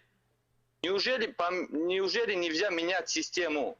Ну, меняйте систему, хорошо, сиди там у себя на троне хоть еще 100 лет, если ты не хочешь уже умереть. Ну, систему хотя бы меняй, сделай, ну, многопартийную страну, сделай свобода пресса, ну, сделай свобода для, ну, кто это, предпринимателей. Ну, сделай это все дело. Зачем, ну, обманывать все время, что-то там показывать, да, на том, что вот мы что-то открыли, да, хотя ты через 2 дня иди туда, там все будет закрыто. Они до сих пор живут, понимаете, в 80-е, там, 60-е, 70-е годах, которые, они думают то, что вот мы сделали, да, показывали по телевизору, да, и все, люди больше ничего не видят. Ой, пожалуйста, народ, просыпайтесь, ой, правительство, вы что делаете? Народ, интернет, 21 век. Вы что делаете? Ты сейчас сделай что-нибудь, через 5 минут уже будет во всем мире это смотреть. Они об этом, мне кажется, что они это не видят все. Им просто без разницы, что происходит с людьми и что происходит в мире. Они живут во своем мире. И все. تشکر با شما. اگر گفتنی دیگر نباشد ما زنگ دیگر را قبول میکنیم. Нет, спасибо. تشکر زیاد با شما. تماشابینان گرامی خواهش میکنم دکمه لایک را پخش کنید. تماشابینان ما در حال زیاد شدن هستند ولی میبینم که دکمه لایک را پخش کردگان تقریبا 600 نفر کم هستند. این 600 نفر را خواهش میکنم که شما هم به یک بارگی دکمه لایک را پخش کنید تا برنامه به دیگران برسد. الو، گوش میکنم شما را. سلام بر شما. سلام علیکم. موضوع درباره ساحه پختکاری. بله. همین را گفتنی هستم که باید همون زوادهایی که برای پختکاری در کارن، حتی تیارن و را ساختن هم در کار نیست. مثال زوادی نوری ازاتی بخش که این خونی ساحه پختکاری است. به هر واسطه را ای کار ماندین خوب میشید که این زوادا را کار کنن. مثلا تکستیل قرغان تپه که مثلا یک چیزی تیار است گرفته کار نفرماندن. زمینای خواجگی ها مثال مناپولیا کدگیان همیو را به طرزی مثال خوب کار فرمانده نمیشد. من مثال اگر 1 هکتار زمین داشته باشم، همون 1 هکتار زمین مثال ما پخته باید همون یک آدم دا فروشم، دیگه آدم دا نمیتونم، برای که دیگه آدم دا فروشم ای کار سر میکنن یا تماما به هر راه قرضدار میکنن. برای هم مناپولیا کدگان همین چیزا که نباشه انشالله ساحه پختکاری تاجیکستان در روی چیز میروه، مثال از مشکلات میروه. ببینید شما همچون یک کارشناس خوب و آگاه از ساحه استحصال پخته صحبت میکنید. فکر میکنم شما خیلی آگاهی خوب در این ساحه دارید. سوال من چنین است که چرا تاجیکستان به این هوسمند است که در تاجیکستان پخته کارکرد نشود و همچون اشیای خام استخراج شود به بیرون، به خارج؟ ما هم را میگیم که خوبش میشود که کارکرد شود. مثال اینا تکستیلی قرغان تپه که مثال یک کلام بود خودی هم جایی کاری میشود. مثال همون خودی دنغره می آوردن کار میفرماندن. زن و دختر را مثال امروز بینید که در همه جا زنها بازار مردی کردن شده است. خودی از تاشیرآبادی وقت آورده در تکستیل قرغان تپه کار میفرماندن. من هم ساحه کاری بسیار میشود. برای همون نمیخواهم، بعضا آدمایی هستن که نمیخواهند پخته را مناپولیا کردن. مثلا خیتای اکثر زمین های ما را خطای کار میگیره. یک سوخوزی فیضلی سعیدوف که بسیار سوخوز آوازداره، مثلا همه پختش خطای خلق برای خطای کار میکنن و یا نه در تاجیکستان کار کرد نشه، نه چی پخته را میگیرن میبرن با کیم کجاها. مثال خوب است که کار کرد شود، برای هم جای کاری میشود، هم بعد آدمایی هستن که با فایده خود مونوپولیا میگیرن، پخته را میفروشن. حاضر بسیار در همه بوره پختکاری، ساحه پختکاری بسیار همه بینه که از طرف هم آدمای بالا مقام هم از زمین ها تحت نظارت هم و خواجگیدار ما گفته استم که مثال 1 هکتار زمین داشته باشید نمیتونی که مثال همون را دیگه جا بفروشی یا خودت به خطایی بفروشی، این قدرت نداری. برای همین این یک ترتیب یا درست ماندن در کار که همین تاجیکستان هم بیچاره 1 هکتار زمین هم داره، فقط پخته را به یک آدم میته، دیگه نمیتونه مونوپولیا کردگان همین ساحه پخته کاری را برای هم کار کردم نمیمونن کار کرد کنن، میگیرن میفروشن مثال خطای در هر جدا. ببینید اینجا یک کاربر ما در تماشابین ما در کامنت نوشته است که کارکرد پخته سرخراجات است، برای همین پخته خام فروخته می شود، برای اون که فابریکه ساختن مبلغ طلب میکند و مصرف زیاد طلب میکند. این هم مثال این دروغ است. برای کی کار کرد، برای چی من مثال زواد و همین چیزا را آستا مثال در این مدتی 30 سال میشید که مثال همین را آستا درست به کار ماندن، علی راه برآمدنش آسان است. برای که متخصصای خوب همونه، اگر یک شخص مثلا متخصص همین ساحه است نمیمونند و یک کار کنند. مثلا یک زید سعیدوف زواد نوریای ازاتی وقت کار کرد شب براهمون چند سال خوابیدگی بود، کار کرد شب براهمون، حتی که به افغانستان، ایران، ترکمنستان مقصد دارو صادرات میکرد، هم تاجیکستان را تامین میکرد. امروز بینید که بچه حال آورده قطار کرد، یا که تکستیل من تکستیل قرغان تپه که رشته کار کرد میکرد، همینا گرفتن مثال ساحه خودش نیست، مثلا یک نصرت به تحپوش گرفته نمیتونه کار کرد، حتی که آدمو را به خانه تامین میکرد، جای کار تامین میکرد، ای دنگره میورد، ای وقش میورد، کار میفرمون.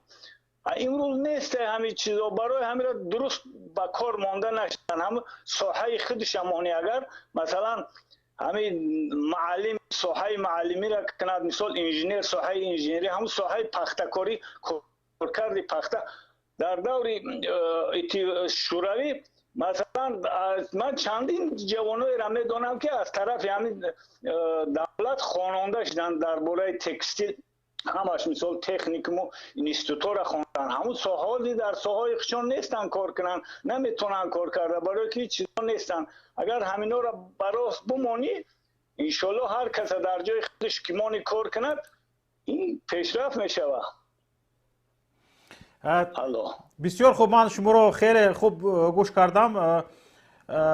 ببینید درباره کارخانه نوریهای آزادی شهر قرغان تپه صحبت کردید و درباره زید سعیدوف، رهبر سابق آن زید سعیدوف. وقتی که همین کارخانه را از زید سعیدوف دولت گرفت، با فروش ماند، با برگشت، با فروش ماندند و تا به حال بعد متاسفانه سال 2019 از طرف خود دولت توربه های همه گازی که 1967 سال نیو، توربه های گازی که لینی نوی که 1084 یا 85 خدا دروغم نکنه کشته بودن، همه خود حکومتدارا کنده گرفتن. امروز میگن که توربه گاز نیست و میشید که تعمیر کرده، مثلا یک 10 متر 5 متر همون جاهای چیشم میشید تعمیر کنی، کار کرد کنی. من از 2017 گاز دادگی هستن، اما که نمیمونن، اینا با فروش میخواهن که با فروش یعنی از بین برن به همین. البته که این در ساحه پختکاری یک چیزی اساسی است و این زواد یک چند تا هست که در مثال یک تا در افغانستان، یک تا در حتی که در ترکمنستان نداشت زواد خیش ساز کرده است. بینه که ما حاضر دارو از افغانستان از ترکمنستان وارد میکنیم تاجیکستان ده. حتی ما سالهای 2005 2004 ترکمنستان دارو میدادیم، افغانستان میدادیم، ایران میدادیم وقتی که زواد کار میکرد. انا بینید که امروز به چی آورده رساندنی. البته این برای همه که هر یک کس در ساحه خودش کار نمیکنه. مثلا یک چیز میگن سری وظیفه میروین دیگه نمیتونن کار کرد، متخصصی همون ساحه نیستن. ببینید اینجا به یک چیزی خوب اشاره کردید، گفتید که دهقان پخته میکند لیکن حق مستقلی فروش آن را ندارد و به یک نفر باید فروشد. خریدار در تاجیکستان یک نفر است، یعنی مونوپولی است. هیچ کس مستقلانه دهقانی که پخته میکند با رنج و با مشقت استحصال آن را میبردارد، حق آزادانه فروش آن را ندارد و یک نفر میخرد. نرخ را یک نفر معین میکند، همین نرخ را معین میکند، خواهی به همین نرخ میفروشی نخواهی نه. به خاطر چی همین خیلی است؟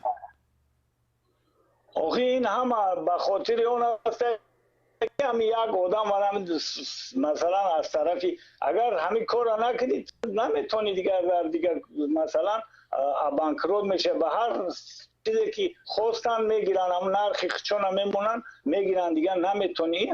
هم طرفش بالا برای که از یک طرفی بالا مثال یک مونوپول یک گروه آدم ها هستن که به همین کار دسترسی میکنن. مثلا ببینید این بالا رو ببینید، به انصافی این بالا رو ببینید که با نرخ ارزان، با نرخ دلخواهش، با نرخ بدون رقابت پخته رو خریداری میکند و تنبلی و به انصافی این نفر رو مونوپولیست رو بینید که پخته با اجزا و مشقت جمع آوری کرده دهقان رو با پول کم خریده برای کارکرد گردن شاخی میکند و هیچی کسی اگر به همین خودی رئیس جمهوری کشور، خودی رهبریت کشور، خودی حکومت تاجیکستان هوسمند نباشد که یک نفر نرخ رو معین کند، به یک نفر دهقان پخته بفروشد و ضرر رو فقط دهقان بیند، مونوپولیست فقط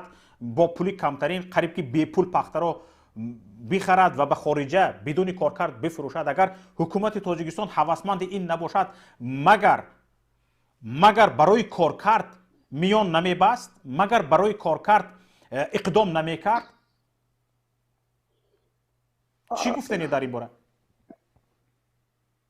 الو مرا میشنوید؟ نه آواز قچی در آواز تو میسته. حاضر مرا شنیده ایستادید؟ بله بله. من گفتنیم که شما اشاره کردید به مونوپولی. تماشابینان عزیز ببخشید، با یک بار دیگر سوالم را تکرار میکنم. حاضر اگر حکومت تاجیکستان به همین چیز هوسمند نباشد که یک نفر مونوپولیست ظالم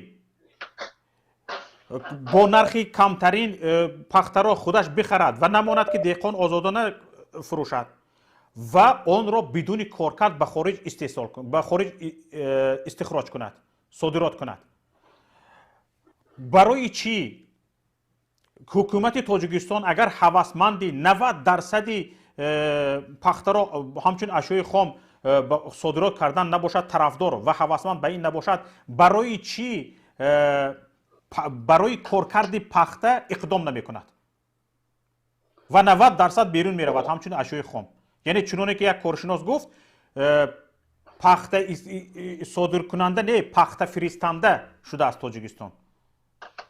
بله بله بله. برای آخی این همه بین از بالا همه وابسته به این خود حکومت است که حکومت ایران میخواه نمیخواه، باید ایران حکومت فکر کرده برای همین هرچی اگر نو وابسته مثلا پخته را چی به خطای نه یک لخ میبینیم که من هم دشتای دنغره همه آبیار کردگی پخته خودی تا تای کلوبا کارکرد میکنه، هم تا پختر هم تا گرفته میبرد، خطای میبرد. این البته این چیز زلال‌آور اخیر باید حکومت یک چاره‌بینی کنه که هرچی بسیارتر متخصصای همون ساحه پخته که دور سیوز حاضر همه متخصصای ساحه استادای پخته.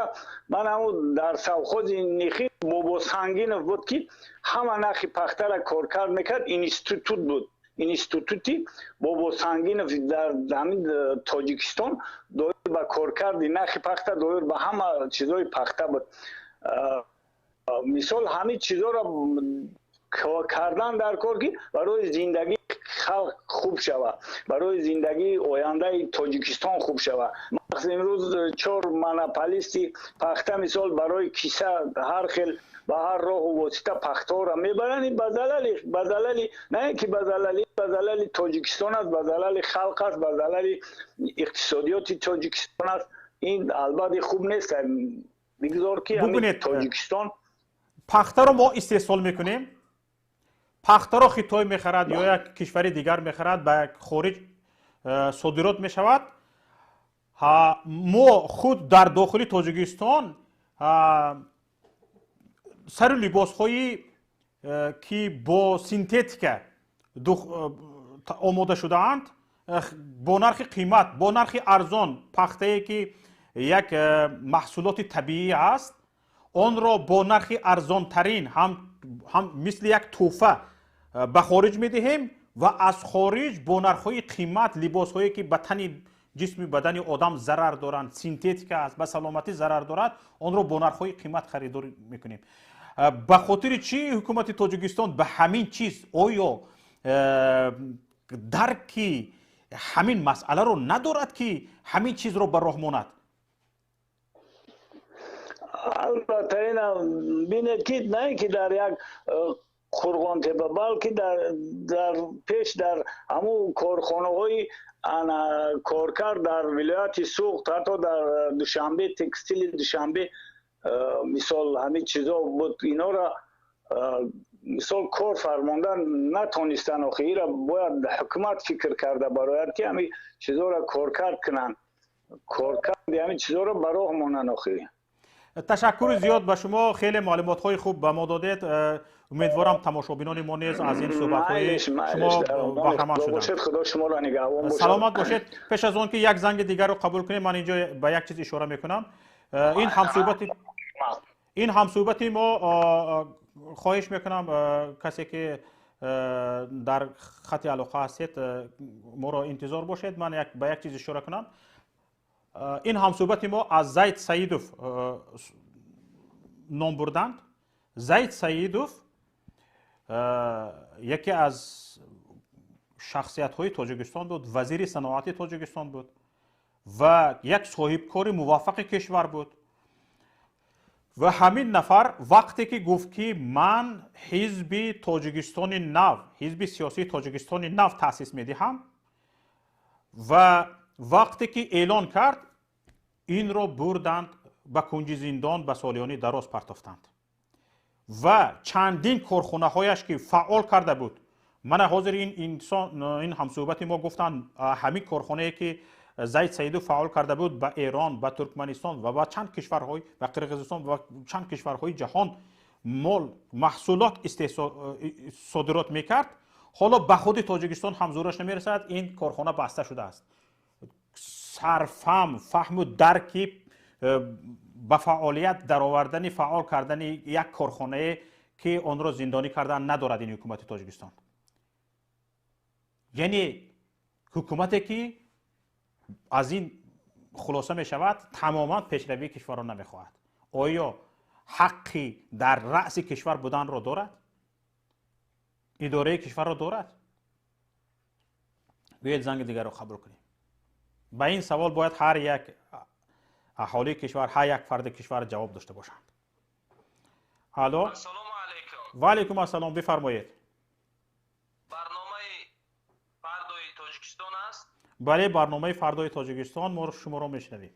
اکا من برای پخته گفته، برای پخته اونها اگر پخته را در تاجیکستان استحصال کنند مقصد من صاحب کارمو من میگیرم استحصال میکنم و او پخته فروش نمیبره در او مهنت میکنم مثال عذاب میکشه نمیبره در دست وای نمیتیشو میبره در من زواد کارگر مقصد استحصال میکنم یگان چی در من میبره اوایو در خوبه که باز ما چون هم پخته را فقط در همون زمین میبینیم این پخته را کجا میبرن چیکار میکنن اینا نمیبینیم برای رحمان و خش تبارش همین که فرق نداره ای استحصال و جای کار تامین کنیه بگذار برارن همون آستگ همون خیلی فروشن و مثلا بجای $1000 $100 پایده بینن و لیکن ای خلق یعنی ما هم تیلوش و هم تمامی بایگریاش چیز من همی سویت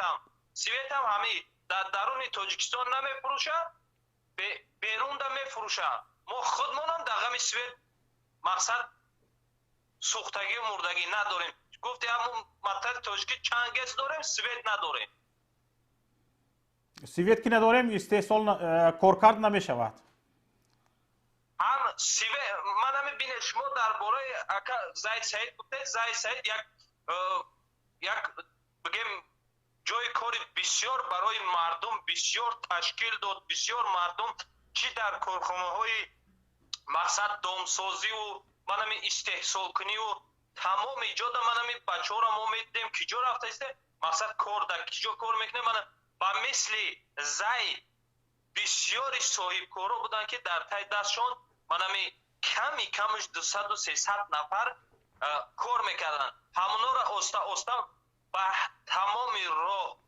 تمامی راه دایره شان تنگ کردن تمامی کارخانه هاشون گرفتن اون کارخانه ها مبدل بعد متعلم گشت مقصد من همی آهنپاره گشت و نموندن که همه اهالی کشور کار کنه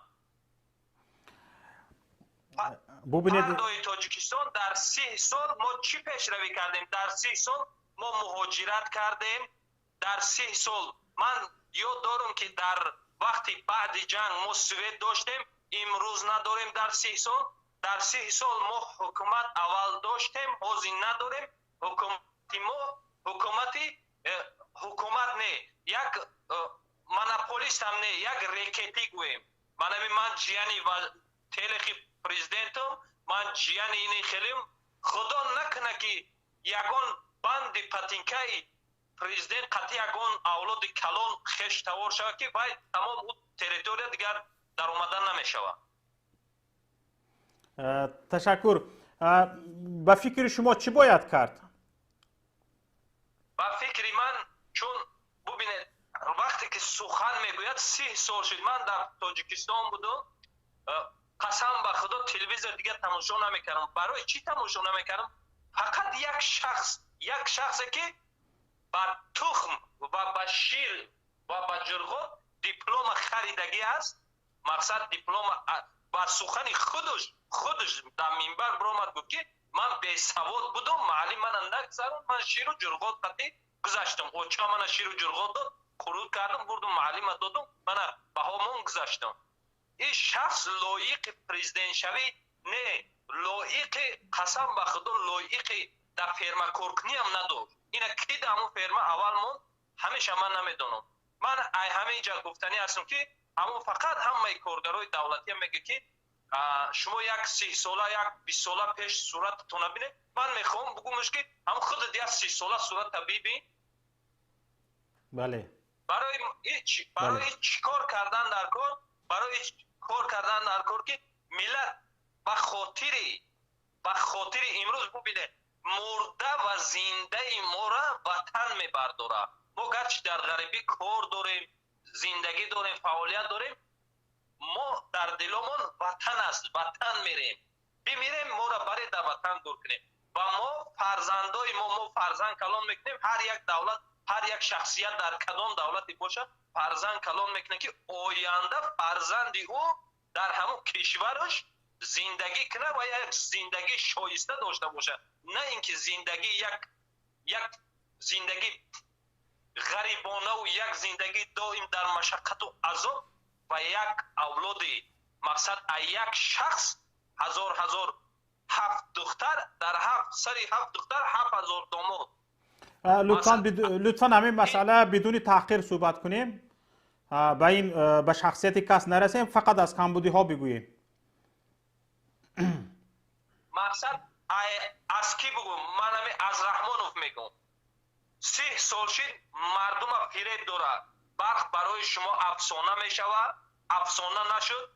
راه شاهراه کشوده میشه، همه خوب میشود. برای ما یگان شاهراه کشوده نشد، بلکه پولکی شد. برای ما یک زگرم پاسپورت ما $100 زیاد میخریم، ملت قرقیز $15 میخرد. برای ما یگان آسانی نشد. کدام اداره میریم به پول کاری ما حل نمیشود.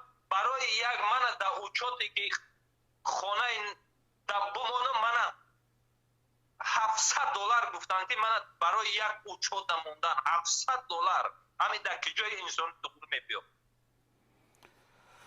بسیار خوب. پسول میرم در همین رسیه، پسول میرم اکا بخشش میگه که من همین سپرافکای وزبرشن نرودی نه 500 روبل من بلیت دارم، پگرد بلیت دارم. میگه 3 روز پس بیا میتیمد. من میگم اکا من پگرد بلیت دارم. میگه اگر فورت پگرد من در 3000 تا حوزی مینویسیم میتیمد. چقدر بی انصافی. پردای تاجیکستان من باور کنه اکاکو وقتی که این من راستیگه استاد محیدین کبیری فقط در همین برنامه دیدم. یک سخنای میگد که باور کنه یک با عقلانه صحبت میکند که قسم به خدا رحمانوف رشکش میبیوید. همین رحمانوف رشکش آمد است و همون خوابش نبرده است. خیال میکنیم که برنامه ها تماشا داریم، خیال میکنیم که رحمانوف خواب است و تماشا. رحمانوف امروز این شب و روز خواب نبرده ایستاده. من از تمام ملت بچه راه نباشد کمی بیدار شوید. به خاطر مسجدی که در گرد و اطراف من در تاجیکستان 5-6 مسجد است محکم بود پیش از این کرانتینا. چگونه من در یک کشوری که مسجدم نتونم، ریشم نتونم، اویله من زنگ میزنه خونه مادرم برام، من میگم نه نرو. برادر عزیز این موضوع ها بسیار برادر عزیز مرا گوش کنید. این در این باره خیلی ها گفته ایستادند و ما درست است، من شما رو درک میکنم. این درد شما رو این مسئله رو من در وجود خودم هم احساس میکنم و رنج شما رو. بیایید به سر موضوع برگردیم. برنامه ما درباره استحصال و کارکرد پخته است. من به یک برادر دیگر سوال داده بودم که آیا شما در تاجیکستان پخته چیده اید؟ همین سوال رو من به شما دادنی هستم. بعد از این یک چیز رو من در تاجیکستان اکا پخته چیندگیم. در وقتی مکتب خونی ما را میبردن و بعد از مکتب خونی هم میرفتیم خودمون با اختیار خودمون میرفتیم میچیندیم. و مقصد همو پولی حق چیندن مونه همو خود 3 سومشی 5 سومشی 10 سومشی یادم نیست 30 دیرم میچیندیم کیلوشه 20 دیرم یا 30 دیرم. یعنی یک مبلغی ناچیز. در همون دوره 30 دیرم بود. البته اون وقت کلخوزچی که کار میکرد در سر زمین 30 سومون یک ماه کار میکرد پس 30 سومون اویلیک میگرید. این تقریبا سال 2005 بود. تقریبا همیشه بود.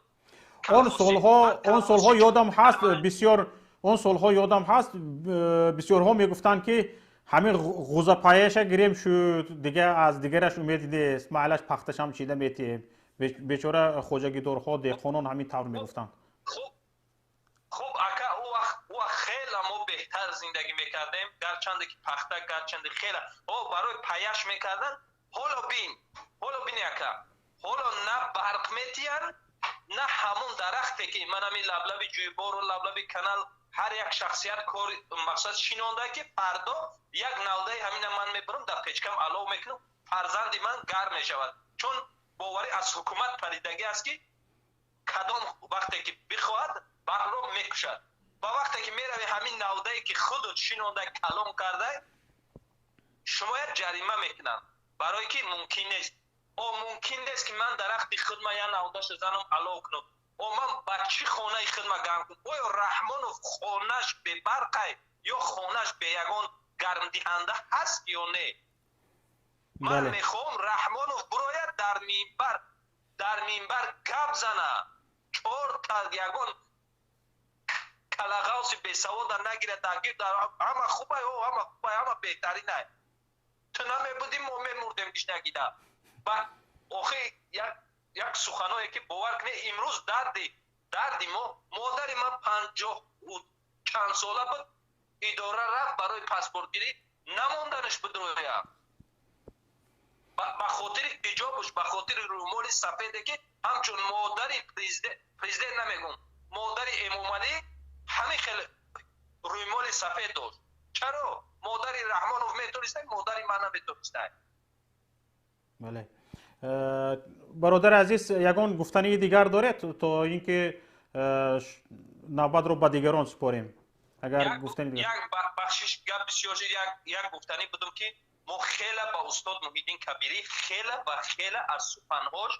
عبرت میگیریم و خیلی همچون مثل مکتب درس میگیریم و رحمانوف مثل صنفی که حال نولوای میگن و رحمانوف یک دانشگاه بزرگ مقصد خوندگی رحمانوف مثل همین خیلی مرتبه بلندی داره برای ما در وطن یک شخصی با عقل در کار است به عقل نه با عقل تشکر زیاد برادر عزیز حالا پیش از قبول زنگ دیگر من اینجا یک چیز گفتنی هستم حالا در اینجا با ما 29 دیزلایک مونده شده است برنامه ما به 29 نفر نفرده است دیزلایک موندند و من امیدوارم که کسانی که در این باره ضد همین گفته ها هستند یگان معلومات دارند یگان دلیل دارند که همین 90% پخته رو همچون اشیای خام با نرخ‌های ارزان‌ترین به خارج صادرات کردن کار خوب است یک منپلیست تمام دهقانان رو نماند آزاد نماند که آزاد محصولاتشان رو بفروشند این هم کار خوب است کسی هست که جانبداری همین کارها است میگوید گفته میتواند که مقامات همین کار را درست میکند مرحمت برایت با ما صحبت کنید و بگویید که چی جای این کار خوب است و چگونه ما با همین حالت پیش میرویم بفرمایید زنگ رو قبول کنید الو گوش میکنم شما را سلام بر شما الو سلام علیکم شما را میشنویم بفرمایید اکاد روزی ما در افی اشتراک داریم مخیا بله گفتم که شما را میشنویم وقتی شما را نمیگیرم اکا میدونم که بسیار در خط علاقه و بسیاره ما یک شهروند جمهوری ترکستان زوده نوع فرخورم خب ما حاضر 31 ساله‌ام در همین نوع فرخور سالهای 2005 یا 6 بود ولالم همین خیلی بود همین با یک گفتنی گفت رئیس ناحیه بود مردم هم اومد فریب میکرد که شما برین زمین کنین این خیلی با ما آواز دین او در اکثر مردم خودش آواز میدود یعنی رئیس های ناحیه و هم دیکتاتورا خلق آواز میدود وقتی که ما آواز دادیم با اون کس گفت که ما شما را از وضعیت های بعد بریم گفته هر خیلی چی کرد وعده داد وعده را اجرا نکرد همین سالها دا ما را طلبه مکتب بدیم وقتی ما طلبه مکتب دیم ما خب مکتب رقم 12 دا میخوندم نوع فرخور مکتب رقم 12 دا میخوندم معلمه ما معلمه امیرشویوا بود دیرکتور معلمه امیرشویوا بود خب همین سالها دا سحریا میگفت که پختچینی بریم با مکتب بیاین جمع شین خب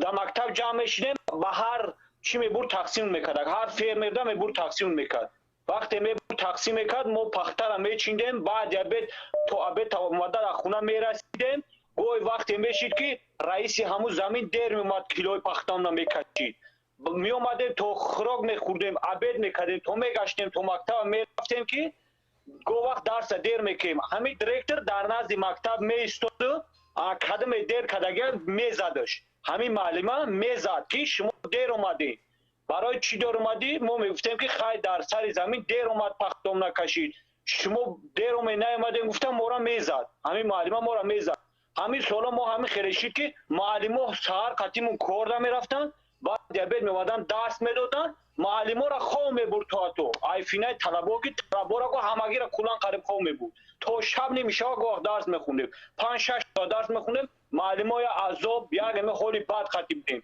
این اکر ببینید که نمی خلاصه که خیلی بعد طلبه یا که درس بخونه آینده یا که با وطن خدمت کرد که در چی کار فعالیت کنه کرد ببینید که حالی بعد خطیب بود این اکر امروز آمدن جل میکنن که جوانا به سوادن جوانای خیرن و خیرت میکنن.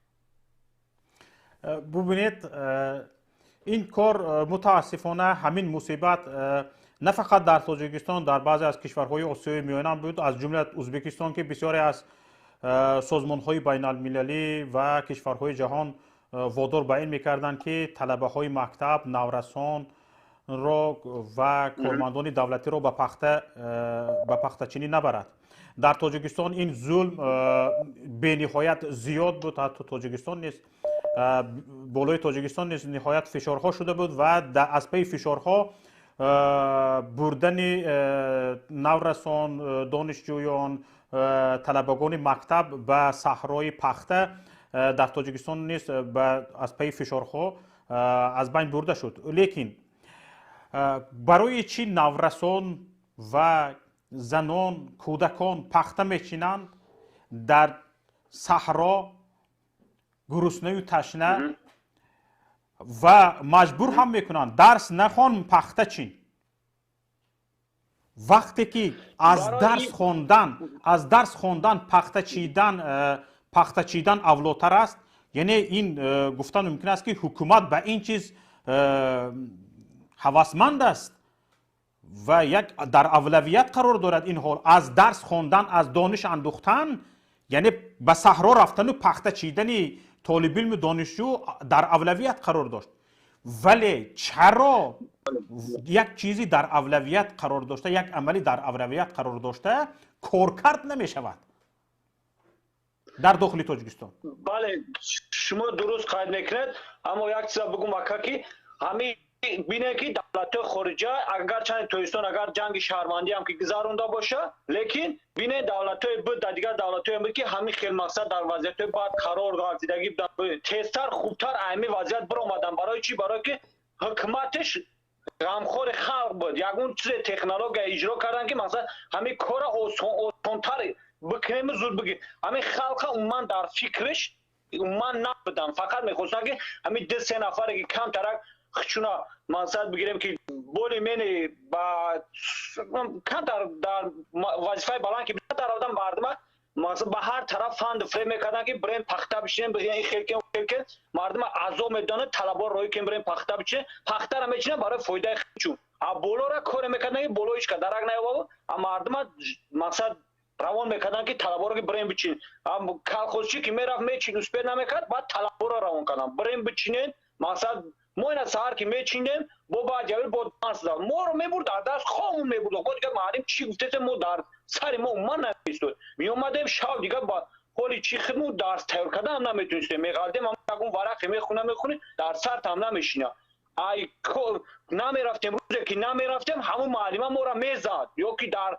جمعیت میکرد جمعیت هم میزد طلبایی که نمیروان گفته میزد چون میشه که او حالتایی که در حال اوله که خودشون محتاجن با یکون کاری دیگرش مشغول میشن از تنه اومدی گفته میبروار میزد معلمای بود که میبروردن میزد طلبا که چی با تنه اومدی امروز چی با تو امروز مثلا پخته چی نیومدی آخه چی فایده همو بویاکوف این آقا بویاکوف خودش داکین گجاش در با تمام کات کوچ راست در دام نوع فرق یک بار یا اودی کداگی نه در نوع فرق فقط کنده خود بچه‌ها در تمام دولت خارجی خونده گشتن ما اینا حاضر مهاجر عذاب کشیده در اینجا برف گفته گشتیم نه اینجا گفتی گپو چی در کار ما چی فایده اینا بچهای اومده در دوستان یک زواد یا فابریکا میکنه که بگه که نه در وقت چی ما رو پخته چیندن ما پدر ما بود در دولت خارجی با نرخ قیمت فروختش ما صاحب قسم شدیم به در تویسون یا زواد یا فابریکا کنیم در عذاب نکشن در فرق همه بدوگری همه چیز در اگه موضوع شما موضوع پخته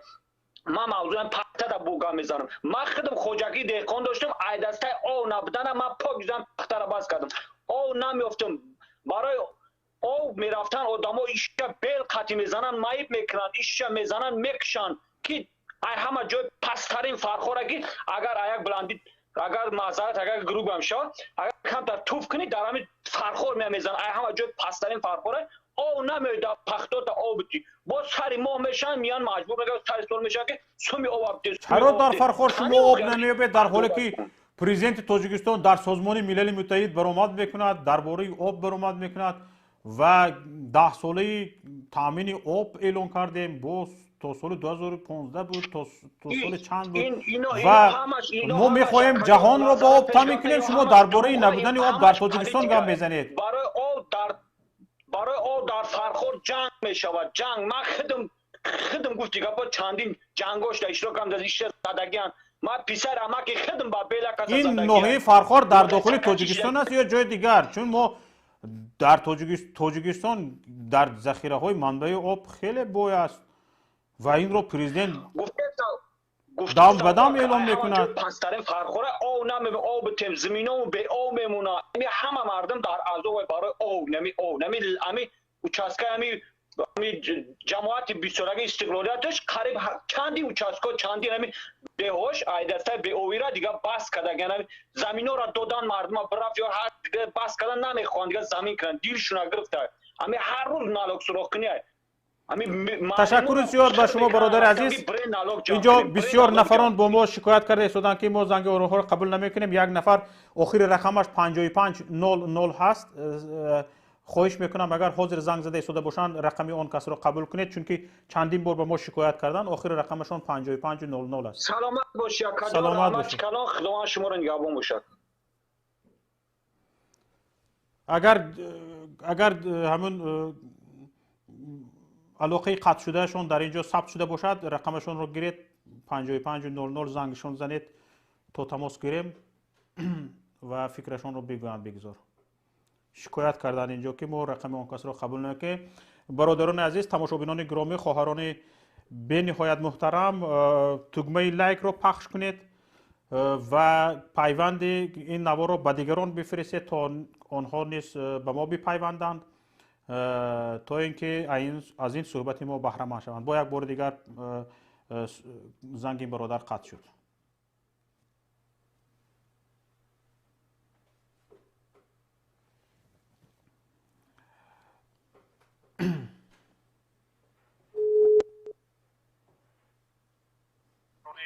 الو،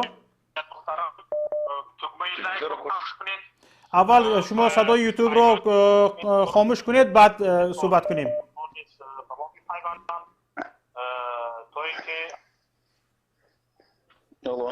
الو، من شما رو گوش میکنم. شما به نهایت بسیار زیاد به ما زنگ زدید. افسوس که در وقت صحبت دیگران بود ما زنگ شما رو قبول کردن نتوانستیم و به خاطر احترامتان، به خاطر کوششتان کوشش کردیم خودمان به شما تماس گیریم. بفرمایید. بسیار بی‌ندارم. ببخشید آیده موضوع امروزه یکی از بیکاری تاجیکان چیزی که من با شما یک رسما پیشنهاد کردم این بعضی قانون‌های نادرست قبول کرده شده ما می باشد. برای همین آیده همین مسئله گفتنی بودم که یکی از اندازهایی که در تاجیکستان هست این بسیار اندازه گران است. این یکی از اندازهای همین بوغی کرده کشته ایستاده صاحبکاران این NDS میگویم که اندازه علاوگی این همین است. تمامی کارخانه ها تمامی صاحبکاران در همین که اندازه علاوگی کشته ایستاده است چون که 20% این بسیار هم اندازه کلان است. اینچنین اینوسترهایی که باید که آمده در تاجیکستان سهم خود را گذارند تاجیکان را با جاهای کاری تامین کنند همشان از همین NDS از همین اندازه گران گریخته ایستادند. اگر از همه چیزی که یک برادر گفتن قوه کاری ارزان ترین این در تاجیکستان است. اگر ما همین اندازه کم میکردیم و інвесторҳоро ҷамъ мекардем, зарурияти ба Россия ба дигар давлатҳо рафта тоҷикон сарсон шуда кор кардан набуд ва намешавад. оиди масъалаи дуюм пахта, ин дар ҳақиқат пахтакорӣ бисёр ҳамин ба шахсони алоҳида чӣ шудагӣ бояд ки давлатӣ карда шавад. давлатӣ карда шуда корхонаҳои коркарди пахта низ ташкил карда шуда аз андозҳои иловагӣ озод карда шавад. ҳамаи чӣ мегӯянд, ну всех можно обеспечить работой. ببینید من اینجا به همین حرف شما یک ملاحظه دارم.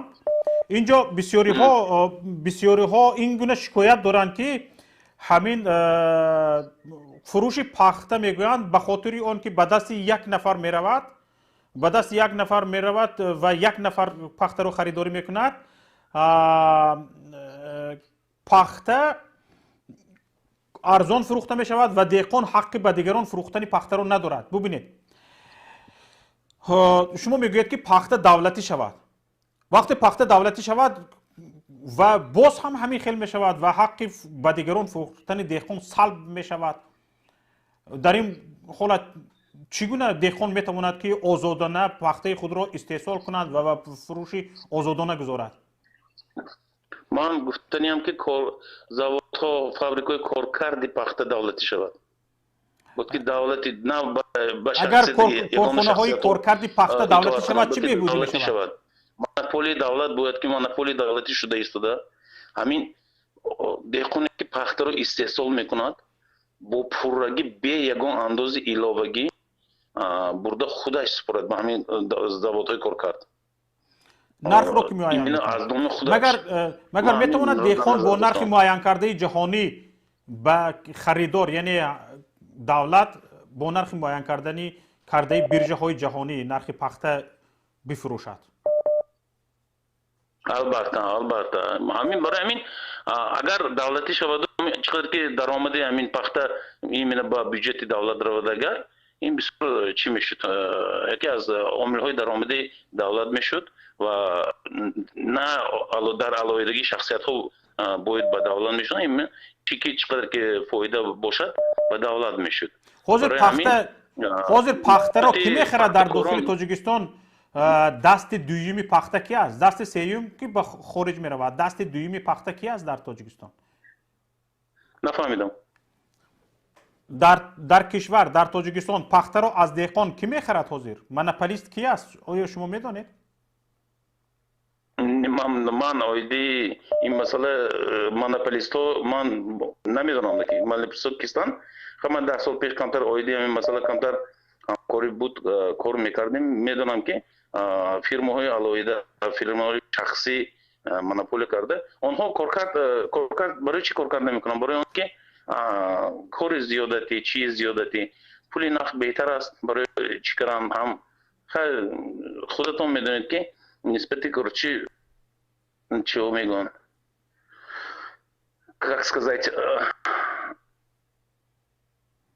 ну, монополисты есть монополисты, везде они монополисты, есть монополисты, как сказать вам?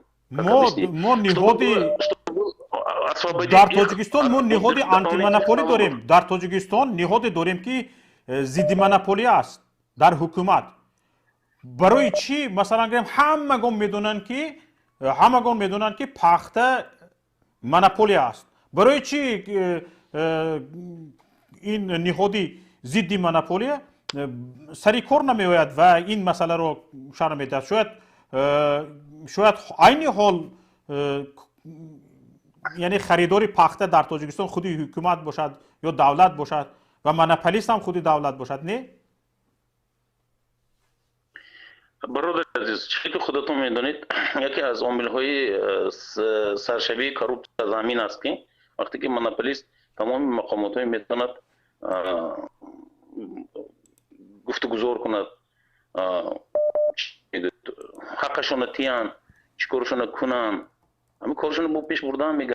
سامی گلانه برای آنها فکری فقط بوی شدن است، نه فکری دولت، نه فکری خلق، بلکه فقط فکر خودشون نمیکنند. برای همین монополист‌ها ҳама роҳҳо меранд барои он ки чишона бой натиҳанд, даромади муфташона бой натиҳанд. барои ҳамин бояд ки қонунҳое ки дар Тоҷикистон қабул карда шуд бори дигар дида баромада шуда оиди мана мисол гирем тамоми заводҳои дига давлатҳои бинед то чанд пула чӣ метиҳанд маош метиҳанд. агар ҳамон 10% ҳамон маошҳое ки ҳамон заводҳое ки сохта шуда мана Ӯзбекистон бинед чӣ қадар заводҳо сохта шудаанд, тамоми чиз маҳсулот дар Ӯзбекистон истеҳсол мешавад.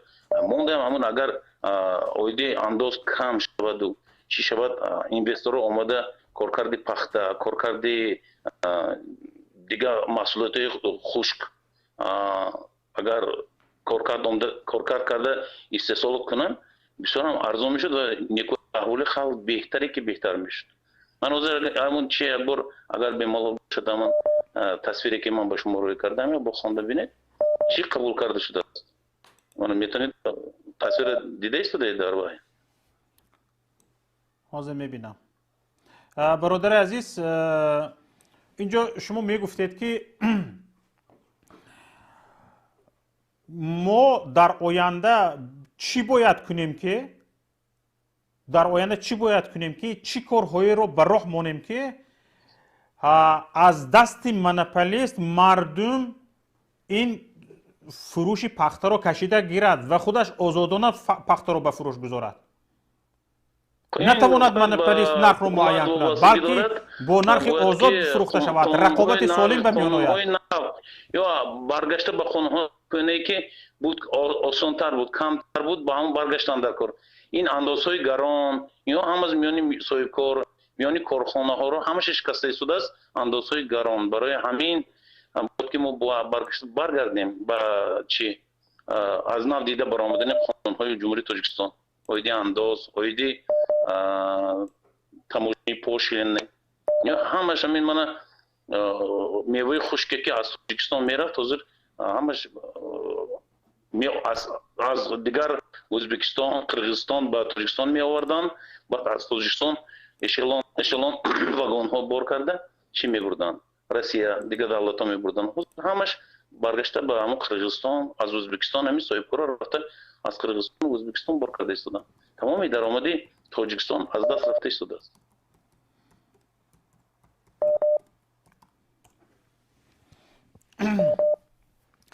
бисёр хуб бародари азиз, ташаккури зиёд ба шумо. агар гуфтани дигар дошта бошед бифармоед.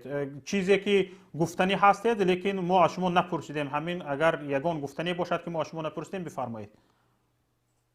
ман бори дигар хоҳиш мекардам ки ҳамин якумин дараҷа некӯ аҳволи халқ агар вақте ки агар яке аз чӣ мегӯянд мақсадҳои асосии ҳукумат нест оиди некӯ аҳволи халқ мебошад, бояд ки бо кор таъмин кардани халқ ки шуд албатта некӯ аҳволи халқ пайдо мешавад. халқ чӣ мегӯяд аз баъзе камбудиҳо озод мешавад. барои ҳамин надо пересмотреть все законы Таджикистана, но не все законы, законодательство. ҳамин расме ки шумо хоҳиш кардед ки мо нишондем, инҷо нишон додем дар бораи моддаи 45 яъне дар бораи андоза, супоридани андоз ва пардохтҳо ки қонун муайян кардааст ҳатмист. қонунҳое ки андози навро муқаррар мекунанд ва ё шароити андозсупорандагонро вазнин менамоянд қувваи бозгашт надоранд. мақсад аз инро ба мо ирсол карданатон чӣ аст? яъне чӣ гуфтан мехоҳед? гуфтани ҳам ҳастам ки ҳатто қонунҳое ки қабул карда мешаванду шароити андозсупорандаро вазнин мекунанд бозгашт надорад. шумо мазмуни гап фаҳмидед? бисёр хуб. бисёр таассуфовар аст ки аз ҳамин қонунҳо сӯистифода мешавад ва болои мардум бениҳоят зулм мешавад. воқеан ман шуморо дарк мекунам. бародари азиз, мо бо шумо хайри хуш мекунем ва навбатро ба дигарон медиҳем. миннатдорам. раҳмати кор. саломат бошед.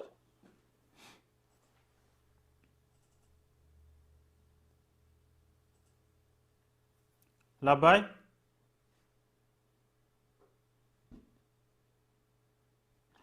صدا قطع شد.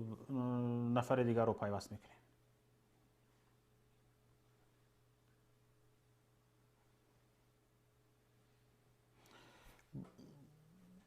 تماشابینان گرامی، شما کسانی که ما را تماشا کرده ایستادید دیده ایستادید که موضوع خیلی جالب بررسی شده ایستاده است و خواهش میکنم پیوند نوار را به دیگران بفرستید و کسانی که تگمه لایک را پخش نکردید خواهش میکنم پخش کنید.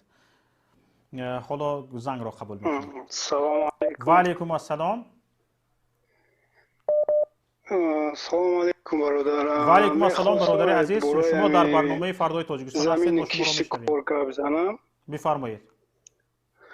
اما اینجا خیلی کارو مشکلانه که پخته را کار میکنی، یک هکتارش قریب 7-8 سومونی را از خود میکنی اول تا چیندنش غیر کار کردی خودت. وقتی کار میکنی با پخته تیار شد با فروختن، پخته را میگیره فیرمای زرینه دختری همون. وقتی پخته را قبول میکنه 5 کیلوش این حساب که بعد گیجو دا فایده گیجو دا زلال. بله. این حساب این چیز باید اساسی باید حکومت را دستگیری کنه. حکومت آینده که وقتی اومد این زمینو را باید دستی خلق گرفته باید با همین کاربار خودش کنه. این رنگی سالوی پیش بوغالتیریا به هر ناحیه و دیه ها همین حسابی کنترل حکومت باید باشه. مثلا سر میشوه ای سرالکه سوزش وریش به داخل کشور وری وقتی میکنه حکومت خودش به نرخ معین، مثلا پرسنت خودش هم میمونه حکومت غیر او هیچ که حقوق نرخ بلند کردن باید نداشته باشه. این چیز سرالکه مثال وزیب گیریم 7.5 سومونی پخته میشه و 5 سومونی با گیجا روست میشه با یکونجا روست نمیوید. فیرمای زرینه همه را میگیره قدی که تایسوهایی. این فیرمای زرینه با کی تعلق داره؟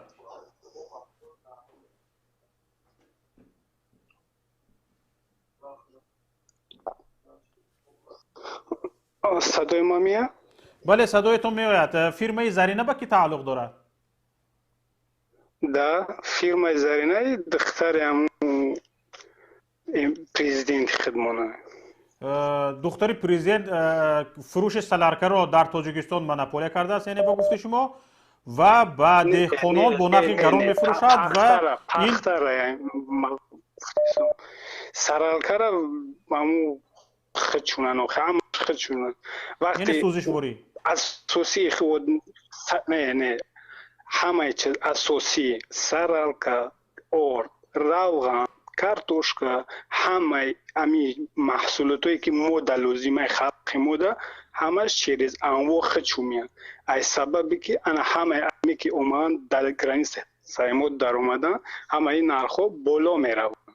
انواع خدشو میمونن این نرخو را مونیه. ما مجبوریم بیایم کار کنیم، روی کنیم، بخریم راست خود کنیم. یعنی پول رو با آنها برده دادن گیرید. بله بارکالله بله.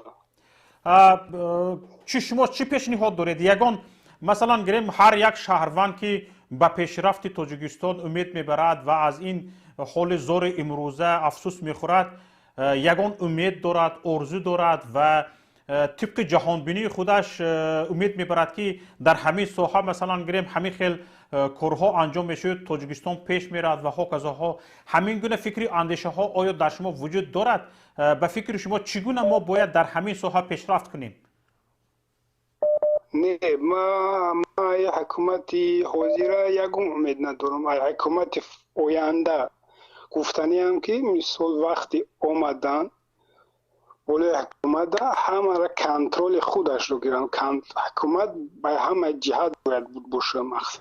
مقصد حکومت آینده اومد یک بار زمین رو دست خلق گرفته نمیتونه، برای که تو یک رو راست شدن مجبوره که یک خیل که مثل سبکی بغلط خلق ده دهقان مردم ده. بسیار خوب. اگر گفتنی دیگر نداشته باشید من با شما خیر خوش میکنم و وقتی مورم اما گفتنی بسیار مسئله پختره این خیلی مثال یک گکتر ده 8000 سومون از خود میکنی با پریش بگیری 3.5 تن با میونش بگیری 2.5 تن حساب بشه 2.5 تن با 500 ضرب ده 12500 سوم 12500 سوم 7000 شر از خود برو به غیر مزد مهنتی که تو 4-5 مهنت میکنی هیچی نمیشه. شخصا من خودم کار کردم اول تا آخر همه چیز رو میدونید حساب کتاب کردم. برایتون فایده آور بود پخته یگان باری هم؟ نه دویم ضرر میدید. برای چی دوام دار کار میکردید در سوی پخته؟ سوم ای خیلی از خود میشود در روز اخیر دامو سوم اخته گرفته نمیتونی. چند سال کار کردید در سوی پخته؟ 16 سال. یگان باری هم شده که در این ساحه فایده ها به دست آورده باشید و هوسمند شده باشید، هوسمند کار شده باشید؟ سالی دیم سالی کاری به $2200 پخته را خریده بودن. بعدی فیرما زرینه وقتی با کارو سر کار گرفت دیگه همه ماندیم. بسیار خوب. تشکر زیاد به شما. تشکر. سلامت باشید. تماشابینان عزیز، بسیاری نفران به ما زنگ زده ایستاده‌اند و خواهش سخن کردن دارند. وقتی ما به اتمام رسید و ما دیگر زنگ قبول کرده نمیتونیم برای برنامه امروزه، فقط در آخر چند خلاصه خود را ذکر میکنم. تماشابینان گرامی و خصوصا حکومتداران تاجیکستان که باوری دارم مرا میشنوید، دمتان نمیبراید. ببینید همین مردم چنان قدرشناس است که کمترین نیکویی هایی که شده است از یادش فراموش نمی کند. زید سیدوف را شما زندانی کردید، چند سال گذشت تا به حال خوبی های زید سیدوف از یاد مردم فراموش نشده است. اینجا چند نفر نام او را ذکر کردن، خوبی های او را ذکر کردن. مگر شما حکومت به تمام داو و دستگاهی خود، به تمام قدرت خود، قوت خود کوشش نکردید که زید سیدوف را سیاه کنید، سیاه نشان دهید، بد نشان دهید؟ کی باور کرد؟ ببینید مردم تا به حالا خوبی های زید سیدوف را فراموش نکرده است. ببینید شما مدت چند سال است، 5 سال 6 سال می شود موحدین کبیری رهبر حزب نهضت اسلامی تاجیکستان را بدگویی میکنید، با تمام قوت قدرت خود بدگویی میکنید. کی باور کرد؟ تمام مردم در فکر آن است که امروز بیاید موحدین کبیری ملت را رهبری کند. برای چی؟ برای آن که ملت قدرشناس است. فقط این شما هستید که به قدر ملت نمیرسید، به قدر این ملت قدرشناس نمیرسید. کمترین کار برای این ملت نمیکنید. اگر یک قدم شما به سوی ملت می نهادید، ملت به سوی شما 10 قدم می نهاد. امروز ما را حقارت باران میکرد که شما دارید سخنهای ناخوب میگید. لیکن ببینید ما از مردم، ما فعالان سیاسی حالا از مردم عقب مانده ایم. مردم رو بینید چقدر بیدار شده است، چقدر از شما طلب میکند. زودتر، هرچی زودتر به خلاصه بیایید. مال مردم را ندزدید. از جمله همین پخته 90% پخته به خارج هم تو فرستاده می شود. حتی صادرات گفتم ممکن نیست میگن کارشناسان. فرستاده می شود. این گفتنی گپ است که 90% پخته تاجیکستان دزدیده می شود. شما نمیمونید بازاری آزاد برای استحصال پخته وجود داشته باشد. برای چی؟ این ظلم نیست، ظلم است. ظلم که هست، ظالم باید معین شود که معین هست. آیا میتواند ظالم دیر بماند؟ نه، نمیماند دیر. شما خلاصه خود را برارید. 30 سال نتوانستید اعتماد مردم را به دست بیارید. خود رئیس جمهور در حال جوانی، در حالی که جوان بود میتوانست یک کاری کند، نتوانست، به پیری رسید. حالا اکنون از این چی امید دارید؟ از کدو، تربوز، خربوز به دست گرفتن و سلفی کردن دور نرفت. همه جهانیان درباره نفت، گاز، تکنولوژی گپ زنند، پرزیدنت ما به دست کدو میگیرد، به دست تربوز گرفته سلفی میکند. یعنی دست آوردی ملی کدو. با این کجا میرویم؟ با این ما مسخره و مذاق جهانیان شده ایم. تا کی شما ملت را در محضر جهانیان مسخره و در موردی مسخره و مذاق قرار میدهید؟ بس بودگیست. خودتان به خلاصه بیایید هرچی زودتر، وگرنه دیر خواهد شد. از این هم بدتر بدنام خواهید شد. تاریخ بدکاری شما، روی سه شما را فراموش نمی کند. چرا میخواهید که همین گونه بدکار و بدکردار و بدرفتار و ظالم در تاریخ ثبت شوید؟ سلامت باشید. تشکر به آنهایی که در برنامه ما اشتراک کردند و تشکر به آنهایی که کوشش کردند در برنامه شرکت کنند و سخنرانی نمایند اما فرصت نشد.